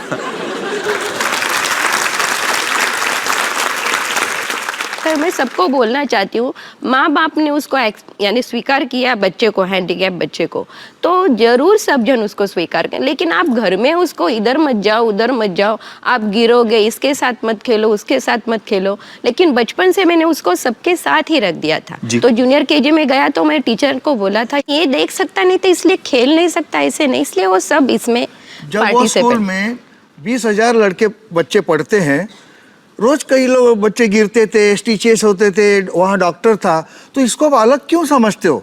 इसको भी गिरने दीजिए, इसको भी स्टिच गिरने दीजिए, उसको भी दवा लगाइए। बिल्कुल, मैं I completely agree with you. ये बहुत बड़ी बात कही है आपने, बहुत बहुत। के मुझे बताइए कि स्कूल में आप किस किस्म के बच्चे थे? मैं जलेबी की तरह सीधा था मैं। तो बहुत शैतानियां करता था। हालांकि I have got best student award, I don't know for what they gave me. लेकिन ऐसा है, फॉर एग्जांपल हमारे यहाँ वही पनिशमेंट थी, अगर कोई लड़का ज्यादा न्यूसेंस क्रिएट करे लेक्चर क्लास में तो उसे लड़कियों में बिठाया जाए, और कोई लेक्चर में बोरिंग होने लग गया तो पीछे से इशारे आते थे कि कुछ डिस्टर्ब करो ना, कुछ डिस्टर्ब करो, डू समथिंग। अब मैं डिस्टर्ब कर देता था तो Krishnakant get up, go sit in the girls. वही चाहिए था। ये अच्छा आइडिया यार, मुझे यूज करना चाहिए था यार। हाँ। मुझे बताइए कि टेक्नोलॉजी ने आपकी जिंदगी किस तरह बदली है? लोग मुझे अक्सर कहते हैं यार टेक्नोलॉजी तेरी आंखें बन गई है, लेकिन मैं ये कहता हूँ कि टेक्नोलॉजी सिर्फ मेरी आंखें नहीं, it's an extension to the brain. आज मैं आत्मनिर्भर हूँ, मैं I am earning my salary, I am pursuing my research work, I am working in IIT। आपकी जो क्षमता है उसको एक अभूतपूर्व लेवल पर ऊपर लेके गई है ये टेक्नोलॉजी, इसलिए मैं उसका दोस्त बन गया। जी बिल्कुल सही। पब्लिक प्लेसेस में क्या अनुभव रहा है? अब मैं कहूँगा कि हर चीज़ गवर्नमेंट पे मत डालिए। आज देखिए बसेस में रिजर्व सीट्स होते हैं ब्लाइंड या हैंडीकैप्स के लिए, जी पब्लिक उठती नहीं है, इसके लिए क्या गवर्नमेंट जिम्मेदार है? सड़क पे कहते हैं थूको मत, ब्लाइंड आदमी देख नहीं सकता है, छिलका वगैरह डाल रखा है, कोई थूक रखा है, you will slip, you might fall, आपको फ्रैक्चर हो सकता है। अब क्या 20 करोड़ जनता के पीछे आप 20 करोड़ पुलिस लगाओगे? ये गवर्नमेंट की responsibility, this is public responsibility. Public को खुद समझ होनी चाहिए और खुद रिस्पॉन्सिबली बिहेव करना चाहिए। बिल्कुल। पब्लिक ट्रांसपोर्ट में ये होता है कि जैसे हम अक्सर एयरपोर्ट पर जाते हैं तो उनको पता है, उनके मैनुअल्स में हैंडीकैप्स के लिए कुछ रूल्स लिखे हैं जी। तो एक एयरवेज में जब मैं जा रहा था तो उन्होंने कहा would you please wait here sir, will get a wheelchair for you. So I said मुझे व्हील चेयर की जरूरत नहीं है। No sir, it's in our manual, we have to give you a wheelchair, could you please wait here.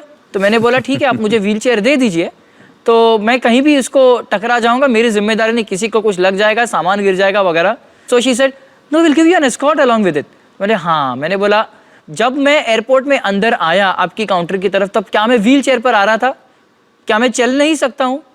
माना कि आपके manuals में rules है और रूल्स होने भी चाहिए, जिनके लिए व्हील चेयर ज़रूरी है उनके लिए व्हील चेयर ज़रूरी ही है, लेकिन जिसके लिए व्हील चेयर ज़रूरी नहीं है आप उसे क्यों फोर्स कर रहे हो व्हील चेयर यूज़ करने के लिए? उसे सिर्फ एक एस्कॉर्ट की जरूरत है, वो भी वहाँ जहाँ सिक्योरिटी चेक इन होता है, बाकी तो जरूरत भी नहीं है। तो अल्टीमेटली वो व्हील चेयर दिया उन्होंने आपको कि नहीं दिया? नहीं दिया बिल्कुल, और काफ़ी वो टकाटक सी एयर होस्टेस थी, तो उन्होंने सिक्योरिटी पॉइंट तक मुझे बिल्कुल अच्छी तरह से पहुँचा दिया and then she even said have a nice journey. अच्छा के मुझे बताइए कि आपकी शादी हाल ही में हुई है? हाँ बिल्कुल, 2 हफ्ते पहले हुई है। 2 हफ्ते पहले? कांग्रेचुलेशंस। Thank you. आपकी पत्नी यहाँ पर है हमारे साथ? हाँ बिल्कुल, वहाँ। आपका नाम क्या है? साइली। साइली जी यहाँ आइए हमारे साथ, प्लीज जॉइन अस। आइए। साइली जी, आप भी मुंबई की हैं? जी हाँ। अच्छा, मुझे बताइए कि आपकी लव मैरिज है या आपकी अरेंज मैरिज है? कैसे शादी हुई आपकी? Love marriage. लव मैरिज है? अरे वाह। तो अगर लव मैरिज है तो और थोड़ा नजदीक बैठिए उनके। हाँ मुझे बताइए कि आपको ऐसा क्या लगा केके में, उनकी बेस्ट क्वालिटी क्या लगी आपको? की बेस्ट क्वालिटी सोचना पड़ रहा है। इतनी है कि सोचना पड़ रहा है। इतनी ज्यादा अच्छी क्वालिटीज हैं कि सोचना पड़ रहा है। वाह, क्या बात है। चलिए जी, मुझे बताइए, आप हम लोग अभी बात कर रहे थे केके से। केके ने बताया कि जब वो स्कूल में थे तो बड़े शैतान थे और ज़बरदस्ती शैतानी करते थे ताकि इनको पनिशमेंट मिले कि लड़कियों के साथ बैठो। ये सुना आपने? हाँ, सुना। दिल नहीं घबराता है आपका? नहीं। क्यों? क्योंकि अभी उन्हें एक्सपीरियंस आ गया है कि वुमेन साइकोलॉजी क्या है, तो मुझे बताना ही नहीं पड़ता है। केके, बड़ा मजा आया आपसे बातचीत करने का और हमारी दुआ ये है कि आप दोनों की जिंदगी इसी तरह टकाटक आगे बढ़ते रहे। बहुत शुक्रिया। आइए। So yeah, this was the story of Mr. Krishnakant Mani. This warm personality shares a very important issue of public responsibility in addition to government responsibility for inclusion of persons with disabilities. Also, how inclusive education played a major role in his education and in his development from the beginning, and what challenges he had to face, as his parents also shared their experiences. So while exercising his right of inclusive education, what challenges he has to face. So listening this from a person who has faced them himself and then came out, I think it is a big achievement. So here I would also like to address the concept of inclusive education, as there is a right of equal opportunities and participation of persons with disabilities in every sphere. And the most important sphere is education. Because if there is inclusion at the root level, it will lead to big development and big changes in further development of the child. So inclusive education is actually a way of thinking and a way of acting that allows an individual to feel complete, accepted, valued, and integral to the society. A process of social inclusion that in turn considers disability as a diversity. So that's why I think the idea is equally recognized in the UNCRPD, United Nations Convention on Rights of People with Disabilities, and under Article 24, and also in RPWD Act 2016. So yes, this was the second story we had to share. Now, as we're talking about inclusive education, so let's see how there's another video in this episode only, how the lack of implementation of inclusive education, of the idea of inclusion, tends to bring a lifetime change and a lack of opportunity for some person with disabilities. So I would share the video now. Mohammad Kaif पढ़ना चाहता है, मगर उसके इलाके के school में मोहम्मद के लिए कोई जगह नहीं है, सिर्फ इसीलिए कि वो सुन बोल नहीं सकता। गवर्नमेंट स्कूल में गई थी मैं, नाम बता ले हमारे बच्चे का तुम्हारे स्कूल में कर को। नहीं, ऐसे बच्चों को हमें नहीं लगा लेते नाम, ये साल में हमें शिकायत है, नहीं ऐसे टीचर भी नहीं हमारे साल में हमें नहीं लगा लेते कर वापस भेजे। दिमाग सब बच्चा सरका है, इसका जाने की बहुत शौक है, इसे सब बच्चा सरका मैं भी जाती हूँ, बड़ी साल को जाती हूँ कर कोई इशारा कर कर को बोलते था। निर्मला और उसके भाई करियप्पा की कहानी और भी दुखद है। करियप्पा को किसी भी स्कूल में दाखिला नहीं मिल रहा। माँ बाप दोनों काम पे जाते हैं और करियप्पा की देखभाल करने निर्मला घर पे रहती है। दोनों बच्चे पढ़ाई नहीं कर सकते, इसलिए मन को बहुत दुख होता है। बहुत मन करता है, ये स्कूल जा पाएगा तो मैं स्कूल जा पाऊंगी। कहीं आपको ये ना लगे कि ये सिर्फ गांव खेड़ों की दुर्दशा है, राजधानी दिल्ली में भी यही हाल है। डिप्टी डायरेक्टर ऑफ एजुकेशन से लेके director of education, education minister, chief minister of Delhi, home ministry में मैंने लेटर लिखा, कहीं से कुछ कोई सुने कि भाई इस बच्चे का एडमिशन हो। हमारी दिल्ली गवर्नमेंट कहती है right to free education act, और वो है कागजों में है सब कुछ। 80 से 85, 85 स्कूल्स में मैंने किया, पूरे दिल्ली और नोएडा के सारे स्कूल्स में और गाज़ियाबाद के। तो उन्होंने बोला कि आपके बच्चे के लिए हमारा स्कूल एडमिशन नहीं कर सकता, क्योंकि हम ब्लाइंड बच्चों को नहीं लेते। मेरा बेटा चल नहीं सकता है, तो अच्छे अच्छे स्कूलों में जहाँ चाह रहे थे उसको भेजना, वहाँ पे रिफ्यूज़ कर दिया। फिर हमने होम स्कूलिंग शुरू कर दी। इसके बच्चे के लिए ऑलराउंड डेवलपमेंट के लिए स्कूल जाना बहुत ज़रूरी है, ऑब्वियसली फ़र्क पड़ता। शिक्षा की रोशनी से वंचित ये बच्चे क्या उज्जवल भविष्य के ख्वाब देख सकते हैं? So now we've seen one side of it when there is no correct implementation of inclusive education, due to which many children lack their chances of equal opportunities.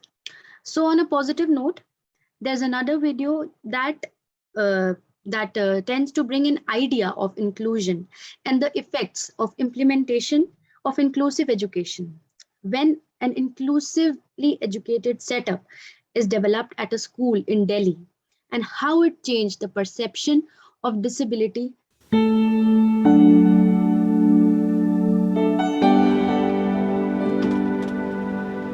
Delhi का अमर ज्योति स्कूल। इस स्कूल में विकलांग और साधारण बच्चे एक साथ मिलकर पढ़ते हैं। कैसे मुमकिन हुआ ये? अपनी आंखों से ये निराला मंजर देखने मैं पहुंचा अमर ज्योति स्कूल। मैंने पूरे स्कूल का दौरा किया। स्कूल में हर जगह रैंप बने हैं ताकि व्हीलचेयर और क्रचेस पर बच्चे आसानी से आ जा सकें। दरवाजे चौड़े और सीढ़ियां कद में छोटी रखी गई हैं। फर्श पर ऐसी टाइल्स लगाई गई हैं जिससे दृष्टिबाधित बच्चे खुद अपना रास्ता पहचान सकें।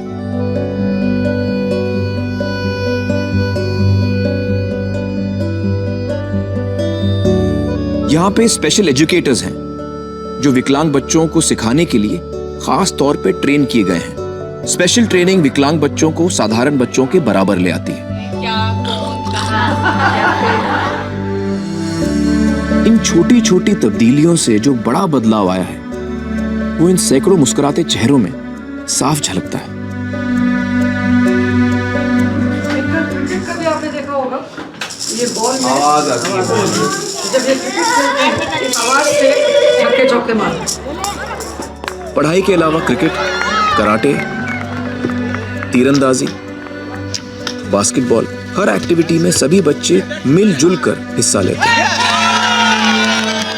सिर्फ बच्चे ही नहीं बल्कि सभी बच्चों के पेरेंट्स भी खुश हैं कि विकलांग बच्चे और साधारण बच्चे एक साथ मिलकर पढ़ रहे हैं। पढ़ाई लिखाई, खेल कूद, मस्ती मजाक सब कुछ किसी भी आम स्कूल जैसा ही है। बस एक फर्क है जो इस स्कूल को खास बनाता है। इस स्कूल के दरवाजे बिना किसी भेदभाव के सभी बच्चों के लिए हमेशा खुले।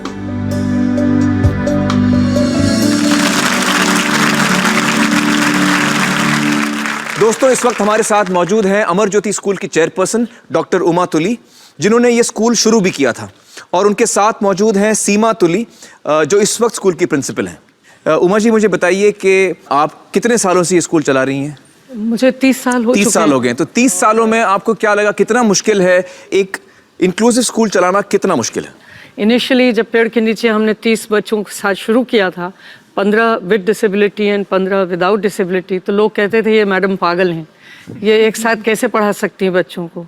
आज तो वो नेशनल पॉलिसी है, डिसेबिलिटी एक्ट में है, UNCRPD में है। तो जो हम लोगों ने ये शुरुआत की थी जी, उसमें थोड़ी मुश्किलें ज़रूर आईं, पर हर मुश्किल जो है वो आसान हो जाती है अगर दृढ़ निश्चय कर लिया जाए। बिल्कुल सही। शिवा जी, मुझे बताइए कि जिन स्कूल्स को इंक्लूसिव एजुकेशन शुरू करना है, क्या आप उनकी मदद कर सकते हैं? जी, अमर ज्योति का सौभाग्य होगा कि अगर हम भारत के हर एक शहर, हर एक गांव में ऐसा एक मॉडल रेप्लिकेट कर सकें और हम उन सब इंडिविजुअल्स को, ऑर्गेनाइजेशंस को, स्कूल्स को इनवाइट करेंगे कि आप आइए हमारे पास, कुछ हमसे सीखिए, कुछ हमें सिखाइए, पर इस चीज़ को पोस्टपोन ना करें। अगर आप इंक्लूजन करना चाहते हैं तो वो स्टेप लीजिए आगे और आइए। जी हाँ, very good, very good. I think we just have to decide, nothing is impossible. कोई चीज नामुमकिन नहीं होती, सिर्फ हमारे फैसला करने की देर होती है। दोस्तों, ये तो हुई शिक्षा की बात, पर आम जिंदगी में हम विकलांग So yeah, a perfect example of how inclusive education could bring a big change. And as they said, like the doors of school, the doors of education should be open to everyone despite any discrimination on any basis. So now another story of a girl, Nisha, is shared in the video. How acceptance and empathy can play a major role in development of a child with disability. So let's watch the story.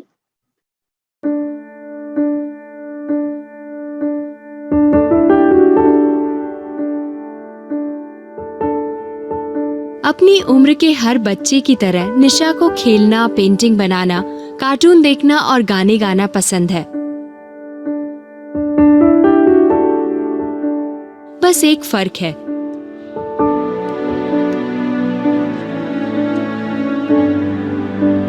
निशा एक ऐसी बीमारी से जूझ रही है जिसके कारण निशा की त्वचा उसके शरीर के अनुसार बढ़ नहीं पाती और इस वजह से उसे लगातार शारीरिक कठिनाइयों और दर्द से जूझना पड़ता है। निशा हमें एक अडॉप्शन सेंटर में मिली। उसे लैमेलारिथियोसिस नाम की एक रेयर बीमारी थी। उसकी स्किन इतनी टाइट, इतनी तंग थी कि वो अपना मुंह भी बंद नहीं कर पाती थी। उसकी आंखें 24 घंटे खुली रहती थी, सोते वक्त भी। इस वजह से उसकी आंखों में घाव हो गए थे। एक आंख की रोशनी पूरी तरह चली गई थी। निशा को देखभाल की जरूरत थी। निशा सीधे हमारे दिल में उतर गई और कहीं ना कहीं शायद हम भी उसके दिल को भा गए। Chocolate, ice cream, potatoes and mangoes. Drumsticks? No. Video tips. निशा हमें बहुत प्यारी लगी। हम दोनों और हमारे सभी बच्चों को निशा से बेहद प्यार हो गया। She looks at everything and... निशा जिंदगी को बहुत सहजता से लेती है। हालांकि उससे काफी मुश्किलों का सामना करना पड़ता है, लेकिन वो कभी उफ तक नहीं करती और ये हमें उससे सीखना चाहिए। हम हर वक्त शिकायत करते रहते हैं, ट्रैफिक के बारे में, मौसम के बारे में, लेकिन निशा कभी शिकायत नहीं करती। हमारे समाज में जरा सा भी अलग दिखने वालों के लिए कितनी संवेदनहीनता है, इस बात का एक शर्मनाक वाकया इस नन्ही सी मासूम जान को भी भुगतना पड़ा। मैं निशा के साथ एक मॉल में थी। वहाँ एक महिला खड़ी थी, पढ़ी लिखी, वेल ड्रेस्ड। वो निशा के नजदीक आई और उसने निशा पर थूक दिया। मैं हैरान रह गई। I was shocked. मैंने उसे कहा, तुम ऐसा कैसे कर सकती हो? वो बोली, तुम ऐसे दिखने वाली बच्ची को घर के बाहर क्यों लाई? मैंने तुरंत निशा को गोद में उठाया और वहाँ से निकल आई। मैंने निशा का चेहरा साफ किया और मैंने उसे कहा, सॉरी बेटा, प्लीज तुम बुरा मत मानना। तब निशा ने मेरी आंखों में देखते हुए कहा, मामा, गलत उन्होंने किया, मैंने नहीं। बुरा तो उन्हें लगना चाहिए ना। उस वक्त निशा की उम्र सिर्फ 4.5 साल थी। तब मुझे एहसास हुआ कि मेरी बेटी कितनी खास है, क्योंकि मैं गुस्से से पेश आई थी मगर निशा समझदारी से।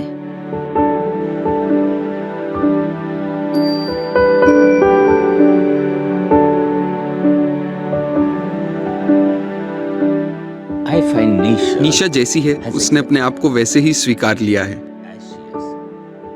मुझे लगता है कि हम में से ज्यादातर लोग खुद से संतुष्ट नहीं होते। हम मोटे हैं या पतले, लंबे हैं या नाटे, इसी उधेड़बुन में लगे रहते हैं। अगर हम जैसे हैं वैसे ही खुद को स्वीकार लें, तभी हम बेहतर इंसान बन सकते हैं। मेरी बेटी में ये खूबी है, इसीलिए वो बहुत खास है। She's special.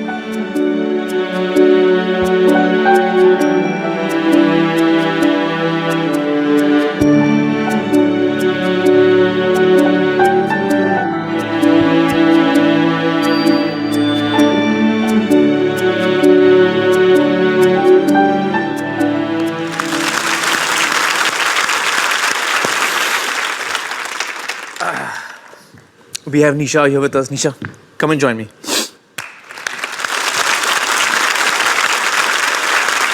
Give me a hug.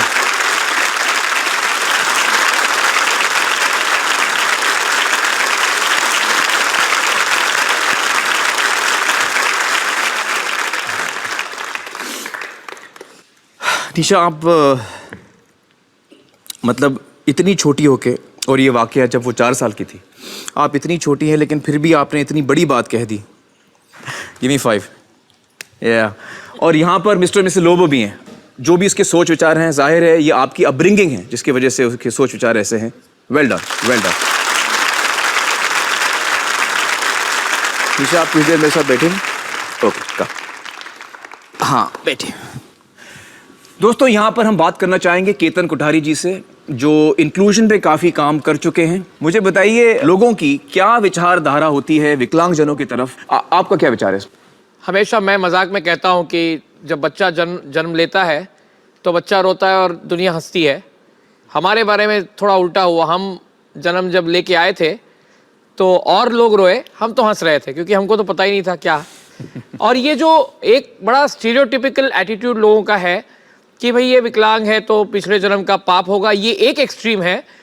और दूसरा एक्सट्रीम ये है कि भाई इसे खिलाओ पिलाओ, ये तो डायरेक्ट भगवान का पोस्टमैन है, इसको खिलाओगे तो अपने अगले जन्म की व्यवस्था हो जाएगी। मैं पक्का विश्वास करता हूं क्योंकि मैंने हमेशा देखा है कि भगवान मेरा हाथ पकड़ के चलते हैं। वो कभी ये नहीं चाहेंगे कि कोई पिछले जन्म का हिसाब बाकी रखे। जी जी। विकलांग के विषय में लोगों के क्या क्या अजीब अजीब ख्याल है। मैं मेरे सौभाग्य से और लोगों के दुर्भाग्य से कुछ ज्यादा ही सुनता हूं। और लोग ये मान के चलते हैं कि जबकि ब्लाइंड है तो वो डेफ भी है, तो लोग मेरे सामने ही मेरे बारे में कमेंट करते हैं। मुझे याद है कि जब मैं और मेरी धर्मपत्नी, जब वो धर्मपत्नी नहीं थी और हम लोग डेटिंग करते थे, बड़ा मजा था वो। तो कभी कभी एक आध बार मैंने सुन लिया, वो बात करता है, अरे ये लोग भी ऐसा करते हैं। मैंने, और वो ये भी समझ रहे हैं कि मैं नहीं सुन रहा हूं। मैंने उनको बोला, क्या क्यों नहीं करेंगे, आप ही करोगे क्या? नहीं नहीं, आपके बारे में नहीं बोल रहे। मतलब बिल्कुल आप मेरे बारे में ही बोल रहे हैं।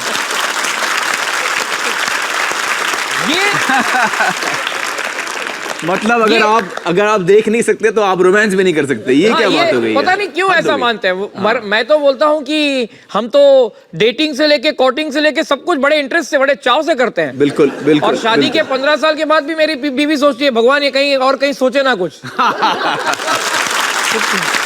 और उसका दूसरा एक्सट्रीम ये एक और है। अभी फॉर एग्जाम्पल, अगर मैं आपके साथ जा रहा हूं आमिर जी, तो वो आपसे पूछेंगे ये खाना खाएंगे? अरे यार, मेरे से पूछो ना, मैं क्या बच्चा हूं खाना खाएंगे? देखिए, आप ये मान के मत चलिए कि मेरा दिमाग भी बंद है। जी जी जी जी। ये जो धारणा है ये एक गलत है। ये अपनी भाषाओं में भी आता है। कोई हैंडीकैप कहता है। आजकल नया चल निकला है differently abled. Sachin Tendulkar is differently able than Rahul Dravid, and Manmohan Singh is differently able than both of them. है कि नहीं? Reality. बिल्कुल। अरे भाई, हम disabled हैं क्या? What is wrong? We are very proud. I am very proud of being blind. Bollywood में तो मेरी एक ही शिकायत कि बॉलीवुड ने ब्लाइंडों को केवल भिखारी बना रखा है। भिखारी या संगीतकार? या भिखारी या संगीतकार। क्यों ब्लाइंड ऑफिसर नहीं दिखाते? क्यों कोई ब्लाइंड नेता नहीं दिखा? नहीं हो सकते क्या? तो ये एटीट्यूड चेंज होने की बहुत जरूरत है, बहुत ज्यादा जरूरत है। और ये क्यों हो रहा है पता है? क्योंकि लैक ऑफ विजिबिलिटी है। आज आप मुझे बताइए, कहीं एक अच्छा कोई कॉफी हाउस है, कोई बड़ा होटल है, कोई बड़ा रेस्टोरेंट है, आप कितने विकलांगों को देखते हो? बहुत कम। तो अगर आप ज्यादा से ज्यादा लोगों को देखने लगोगे, आप ज्यादा से ज्यादा निशाएं अगर देखोगे, ज्यादा से ज्यादा केतन, कृष्णकांत या साई देखोगे, तब आप ये सोचोगे कि तब हम समझ पाएंगे आपके बारे में। ये हाँ, and let me assure you, blindness does not mean end of life, it means beginning of another golden life. वाह,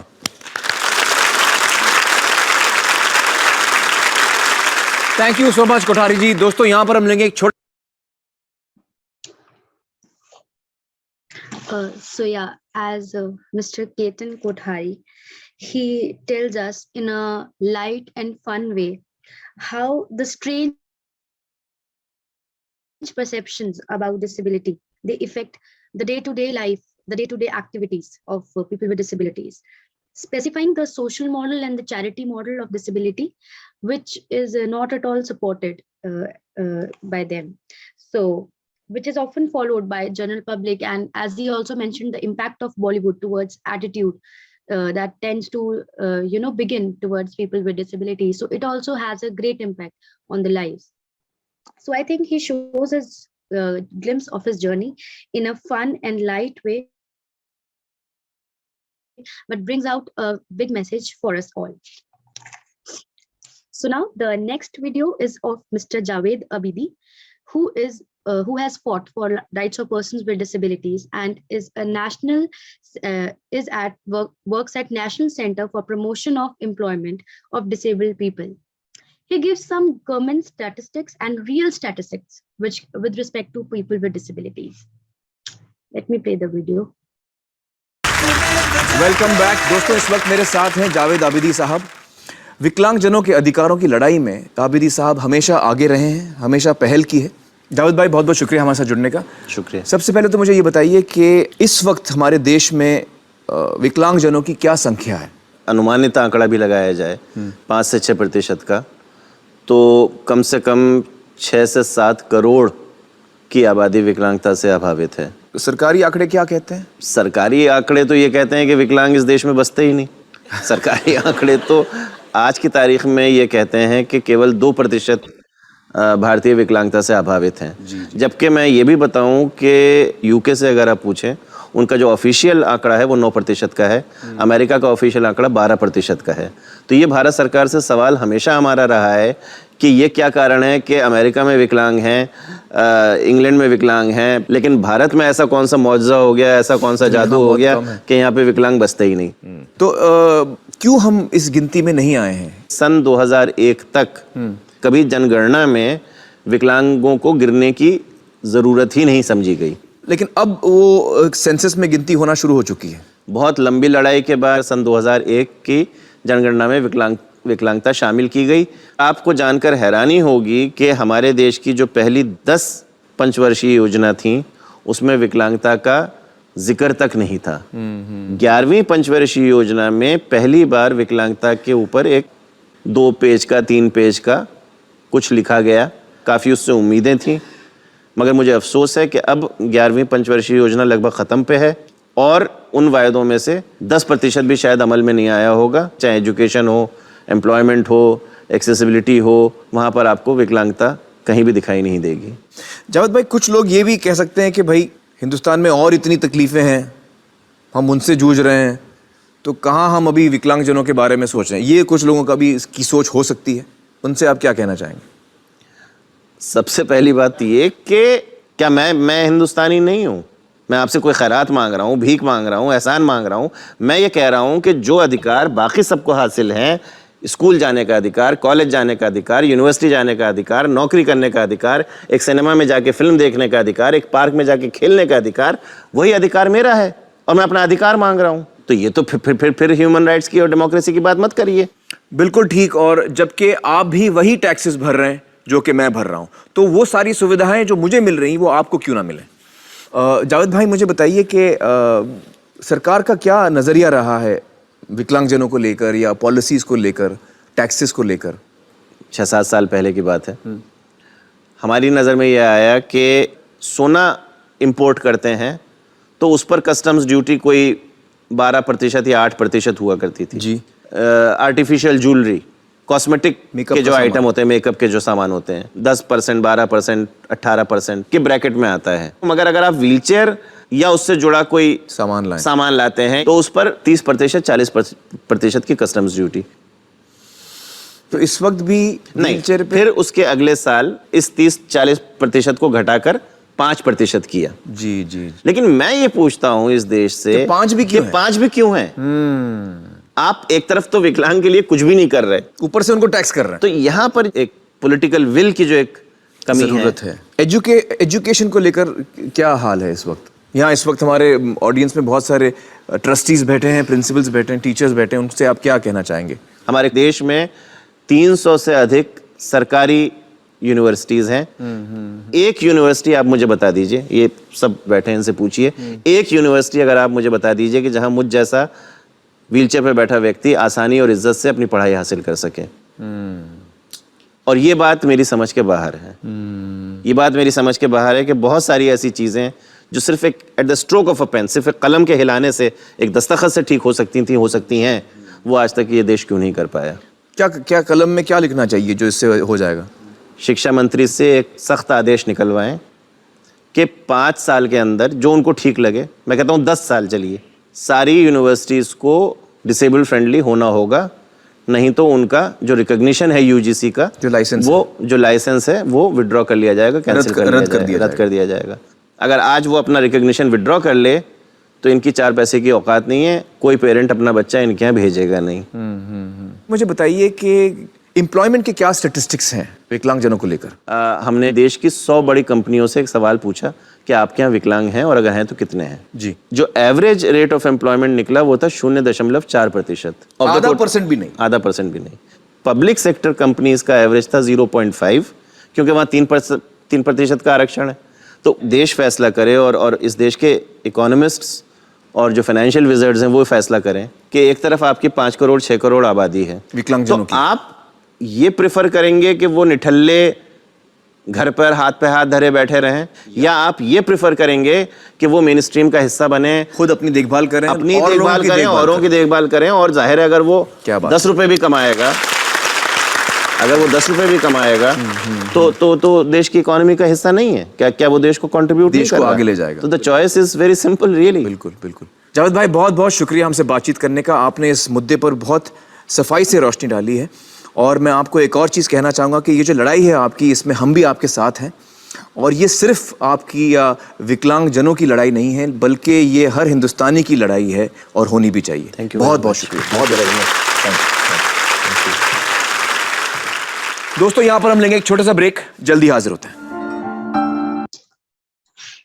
So, as Mr. Javed Abidi rightly pointed out, the difference between statistics that are portrayed and the real statistics that actually exist.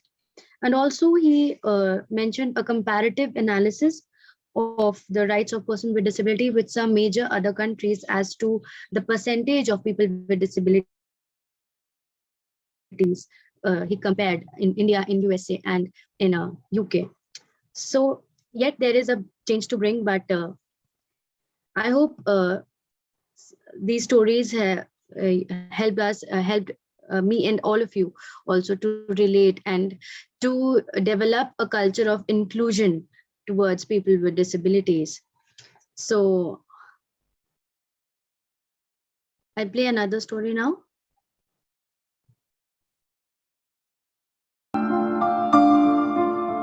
Doctor Rajendra Johar को 40 साल की उम्र में एक हादसे ने हमेशा के लिए बिस्तर से बांध दिया। डॉक्टरों ने उन्हें 100% विकलांग घोषित कर दिया। लेकिन राजेंद्र जी ने विकलांगता की परिभाषा ही बदल दी। एक इंसान जो खुद बिस्तर से उठ भी नहीं सकता, उसने हजारों विकलांगजनों को सर उठा के जीने की ताकत दी। राजेंद्र जी की संस्था फैमिली ऑफ डिसेबल्ड ने अलग अलग योजनाओं और साधनों से विकलांगजनों को शिक्षा और रोजगार दिलाकर उन्हें इज्जत की जिंदगी जीने का हौसला दिया है। मुझे कई बारी लोगों ने पूछा कि इंटरवल के पहले की लाइफ अच्छी थी कि इंटरवल के बाद की लाइफ अच्छी है, तो मुझे अब आनंद आता है काम करने में। पहले उतना मौका नहीं मिल पा रहा था।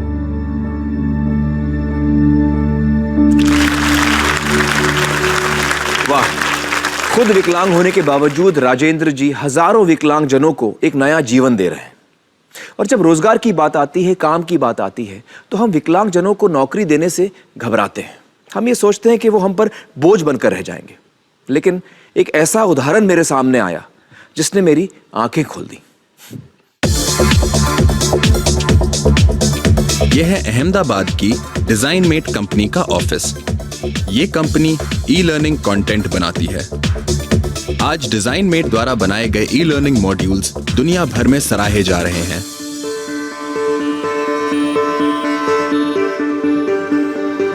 पर खास बात यह है कि ये मॉड्यूल्स उन लोगों द्वारा विकसित किए गए हैं जिन्हें आमतौर पे कंपनियां नौकरी देने में हिचकिचाती हैं।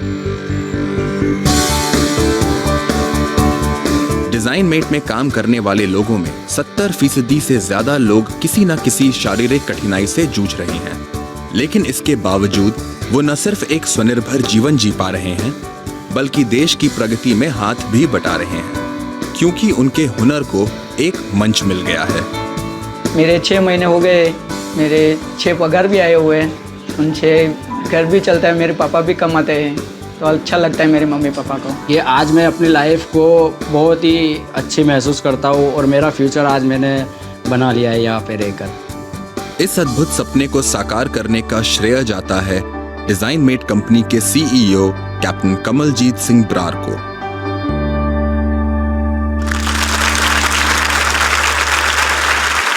दोस्तों, हमारे साथ जुड़ेंगे इस वक्त कैप्टन ब्रार 3G लिंक के जरिए सीधे अहमदाबाद से। नमस्कार कैप्टन ब्रार, बहुत बहुत शुक्रिया हमारे साथ जुड़ने का। नमस्कार आमिर, बहुत खुशी हुई आपसे मिलके। कैप्टन ब्रार, मुझे बताइए कि आपकी कंपनी में ऐसे कितने एम्प्लॉयज हैं जो विकलांग हैं? तकरीबन हमारी कंपनी में 270 लोग हैं जो जिनमें कोई ना कोई डिसेबिलिटी है। और मुझे बताइए कि आपका अनुभव कैसा रहा है? इतना लॉयल्टी है इनका कंपनी की तरफ, इतना हार्ड वर्क इन्होंने किया है और इतनी दिलचस्पी से काम करते हैं कि ये मेरे को सिर्फ पर्सनली फ़ायदा नहीं हुआ है, पर हमारी कंपनी आज बहुत वर्ल्ड में बेस्ट ई लर्निंग कंपनी बन गई है। वो सब इनके वजह से ही मैं सोचता हूँ हुआ है। कैप्टन ब्रार, हम दाद देते हैं आपकी इस पहल को। बहुत बहुत शुक्रिया हमारे साथ बातचीत करने का। Amar ji, thank you so much. हमारे एम्प्लॉयज हैं वो बहुत उत्सव हैं आपसे बात करने के लिए। जी हाँ, जरूर जरूर, आप उनको इकट्ठा करिए, मैं उनसे बातचीत करता हूँ। Thank you Amar ji. दोस्तों, देखा आपने, कैप्टन ब्रार एक ऐसी कंपनी चला रहे हैं जिसमें 270 ऐसे एम्प्लॉयज हैं जो विकलांग हैं, और वो अपनी कंपनी को अपने एम्प्लॉयज की वजह से मजबूत समझते हैं। मुझे बताइए कि कितनी ऐसी बड़ी बड़ी कंपनीज हैं जो अपने एम्प्लॉयज के बारे में इतने भरोसे से ऐसा कह सकती हैं? हाँ, कनेक्ट करिए जी। ओह वाह, ये तो पूरी फौज है। हाउ यू गाइस, कैसे हैं आप लोग? बहुत बहुत शुक्रिया हमारे साथ जुड़ने का। मुझे बताइए कि ब्रार साहब तो आपकी बड़ी तारीफ कर रहे थे, लेकिन आप लोगों को ये कैसे बॉस लगते हैं? अच्छे बॉस हैं, बुरे बॉस हैं, किस किस्म के बॉस हैं? One of the best employer. Sir, मैं आपको बताना चाहूंगा कि हमारे लिए वो धीरूभाई अंबानी है, कहीं से हमको खींच के लाए हैं। आज हम लोगों को कहां से लाके अपने पैरों पर खड़ा किया है, और मैं आपको थैंक्स कहना चाहूंगा कि आपने हमारे लिए इतना टाइम निकाला। Thank you sir. Thank you. बहुत बहुत शुक्रिया हमारे साथ जुड़ने का। Thank you so much. Thank you.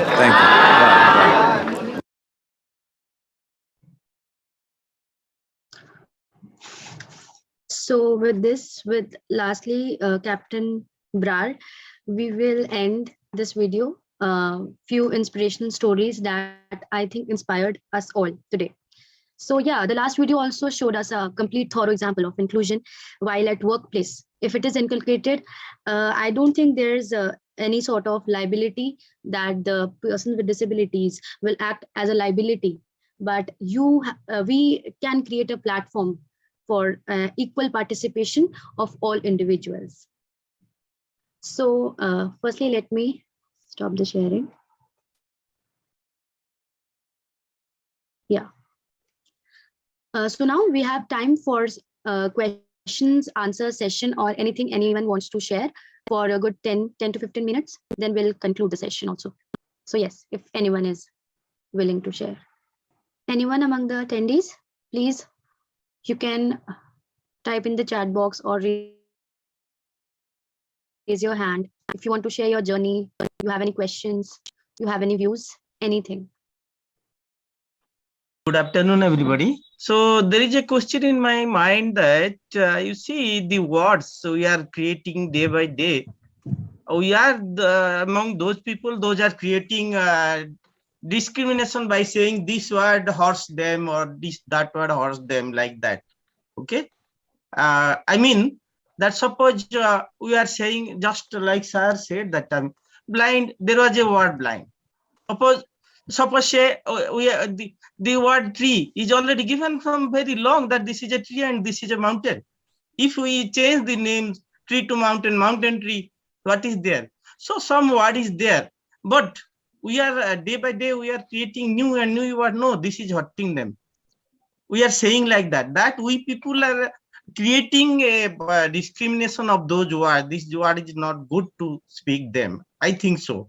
So instead of doing that, and you see, for that reason, somebody said blind and she lost his job here in Odisha.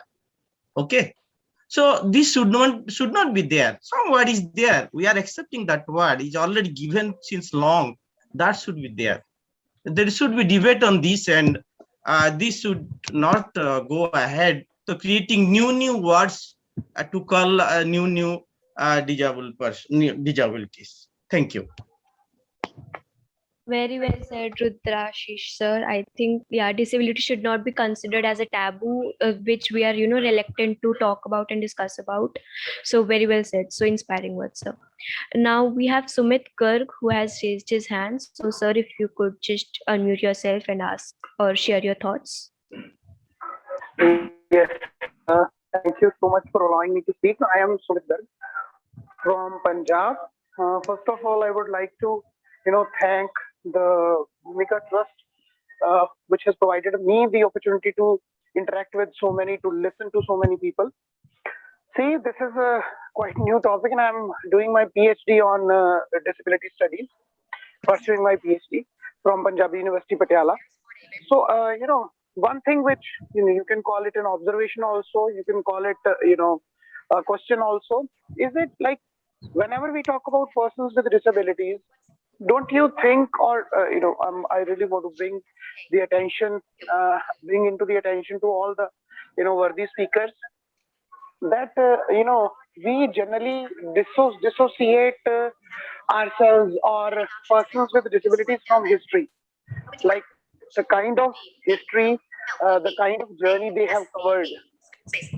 So what is the role of all those things which used to happen, or the way persons with disabilities were considered in earlier times, not only in India, but all over the world, in Britain, in US, from where the whole disability movement started.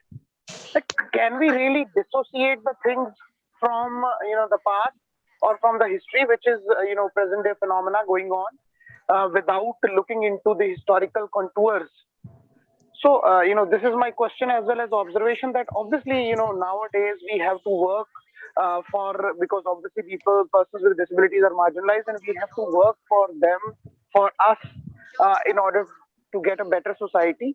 But don't you think that without getting the appropriate and apt knowledge of the history from where we started and to what place we have come, we need to look into the matter. This is my observation as well as a question. He said, yeah, I surely agree with you, Sumit, that we actually need to go through the history. We need to go through the roots whenever we talk about any topic, whenever we tend to research into any topic. As I myself am a PhD scholar, and my research is also based on inclusion. So yes, surely. And also, while today we screened the inspirational stories of many people, I think they also mentioned that the notions that are going on from the past, from history, right, like the medical model of disability, or we can say the social model of disability, they have tend to have a great impact till now.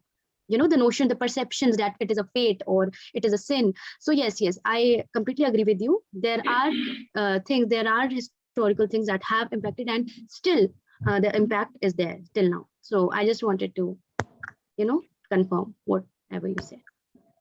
Yes, thank you so much for the response. Yeah, it's okay. So, anyone else wants to? So there is a Sharda Devi. Yeah, Asta, can I share my one of my She's observations? sent message in chat box. Yeah, sure. Yeah. Ma'am, yes, Please, ma'am. yes, you can share your thoughts. Thank The stage you. is all yours. Yeah. Thank you, Anshika and Asta.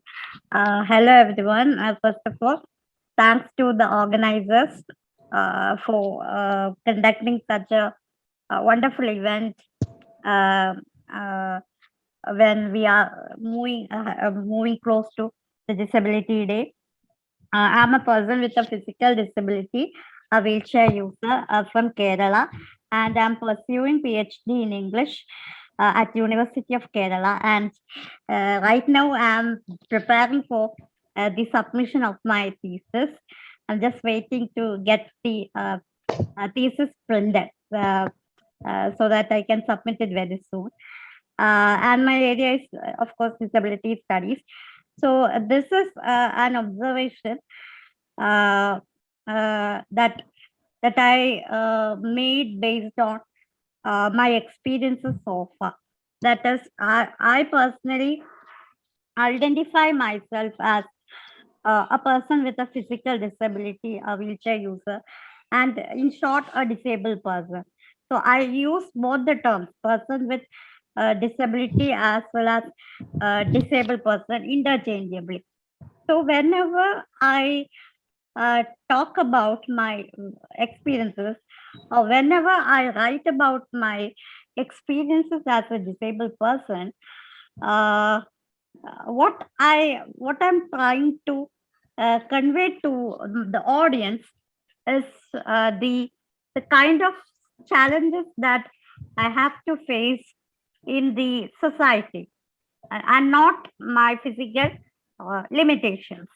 But what I have found is that many of the people who read my writings, or those who hear me talk about my experiences as a person with a physical disability, they often come advising me that not to identify myself as a disabled person, and they will constantly keep on advising me to identify myself as either a differently abled person or a specially abled person, and they will say that I'm not a person with any limitations.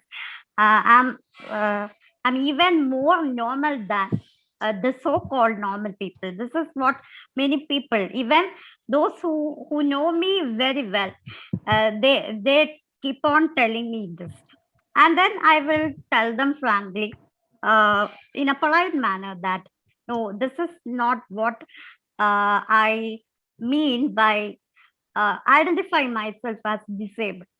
So, from these experiences, what I have understood is that there is a misconception regarding the term disability even today in our society, because many people, especially many non-disabled people, they tend to understand disability as limitations like physical or mental impairments, and they fail to realize that disability is much more than the limitations in the body or mind. It is actually a product of the society. It evolves out of our interactions with the society. So they fail to understand that disability occurs, or a person becomes disabled only when society is unwilling to provide the people with disabilities favorable conditions to lead a dignified life. And this is one observation that I have recently framed. So I think we have to keep on making people aware, especially the non-disabled people, aware that disability is not synonymous with impairment, and that impairment is only one factor that constitutes disability. Society has to play a greater role than impairments, whether physical or mental, in framing disability. So this is one observation that I thought to share here. And thank you all, and happy Disability Day in advance. Thank you so much, Sharda ma'am, for sharing your experience. And I too believe the same, that the connotation of some terms actually, sometimes brings a wrong reference or a wrong adherence towards that term, be it the term disabled, be it the term victim also. I believe, like, the how the word is connoted in the general sense, because I believe a victim is also a survivor. So sometimes, yeah, the connotation of the term is taken in the wrong sense. So I completely agree with what you have told today. So anyone else, if anyone wants to share their views, their observations, their journeys, or anything. I think nobody has thought. Okay, sir. So one important instruction I have to tell to all the attendees, that you all are required to fill the feedback form. I think Jen sir had sent the feedback form. You'll only be allowed for certificates if you have filled the form. So kindly do fill the form. It is an instruction for all the attendees. So please do fill the form. So yeah, uh, since we have time, so if I would just share my views of today's session. So the session was actually on global disability inclusion. And I think since the inauguration started, since our first chief guest entered and he told his take on inclusion, he told us about some various important judgments. And coming from a law background, I myself was amazed after his knowledge and the depth of knowledge he had. So yeah, actually, I feel inclusion is, the key to get out of the plethora that has been created about disability. So today's session was all about that. We shared some inspirational stories. Some disabled of one Gaurav sir came himself to share his story, and Miss Simran had sent her video, and we also looked upon some other stories of inspiration from people with disabilities.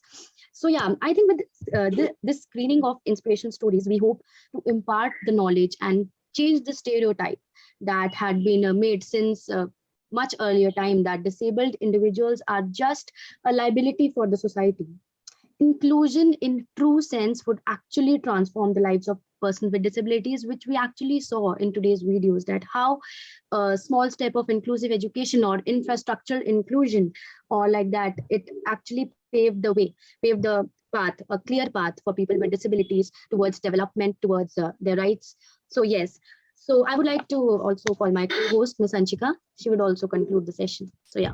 Thank you so much, Asta. I think that the inspirational stories were, I literally had goosebumps while watching them. I mean, they were so inspiring stories, and they are the real life heroes, that actually inspire and motivate all of us who face problems in real lives and actually go through them, all the societal taboos and stereotypes that disabled person is a liability. I think social inclusion as well as communication is the key.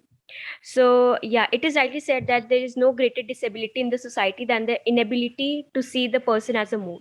I think seeing a person of disability as a person and not as a liability is so important. The objective of this international conference was to bring a noticeable change and to see individuals for the talent they possess and not for the way they look. With this, we have a lunch break now till 2 p.m. and we will join you shortly after the break. Stay tuned.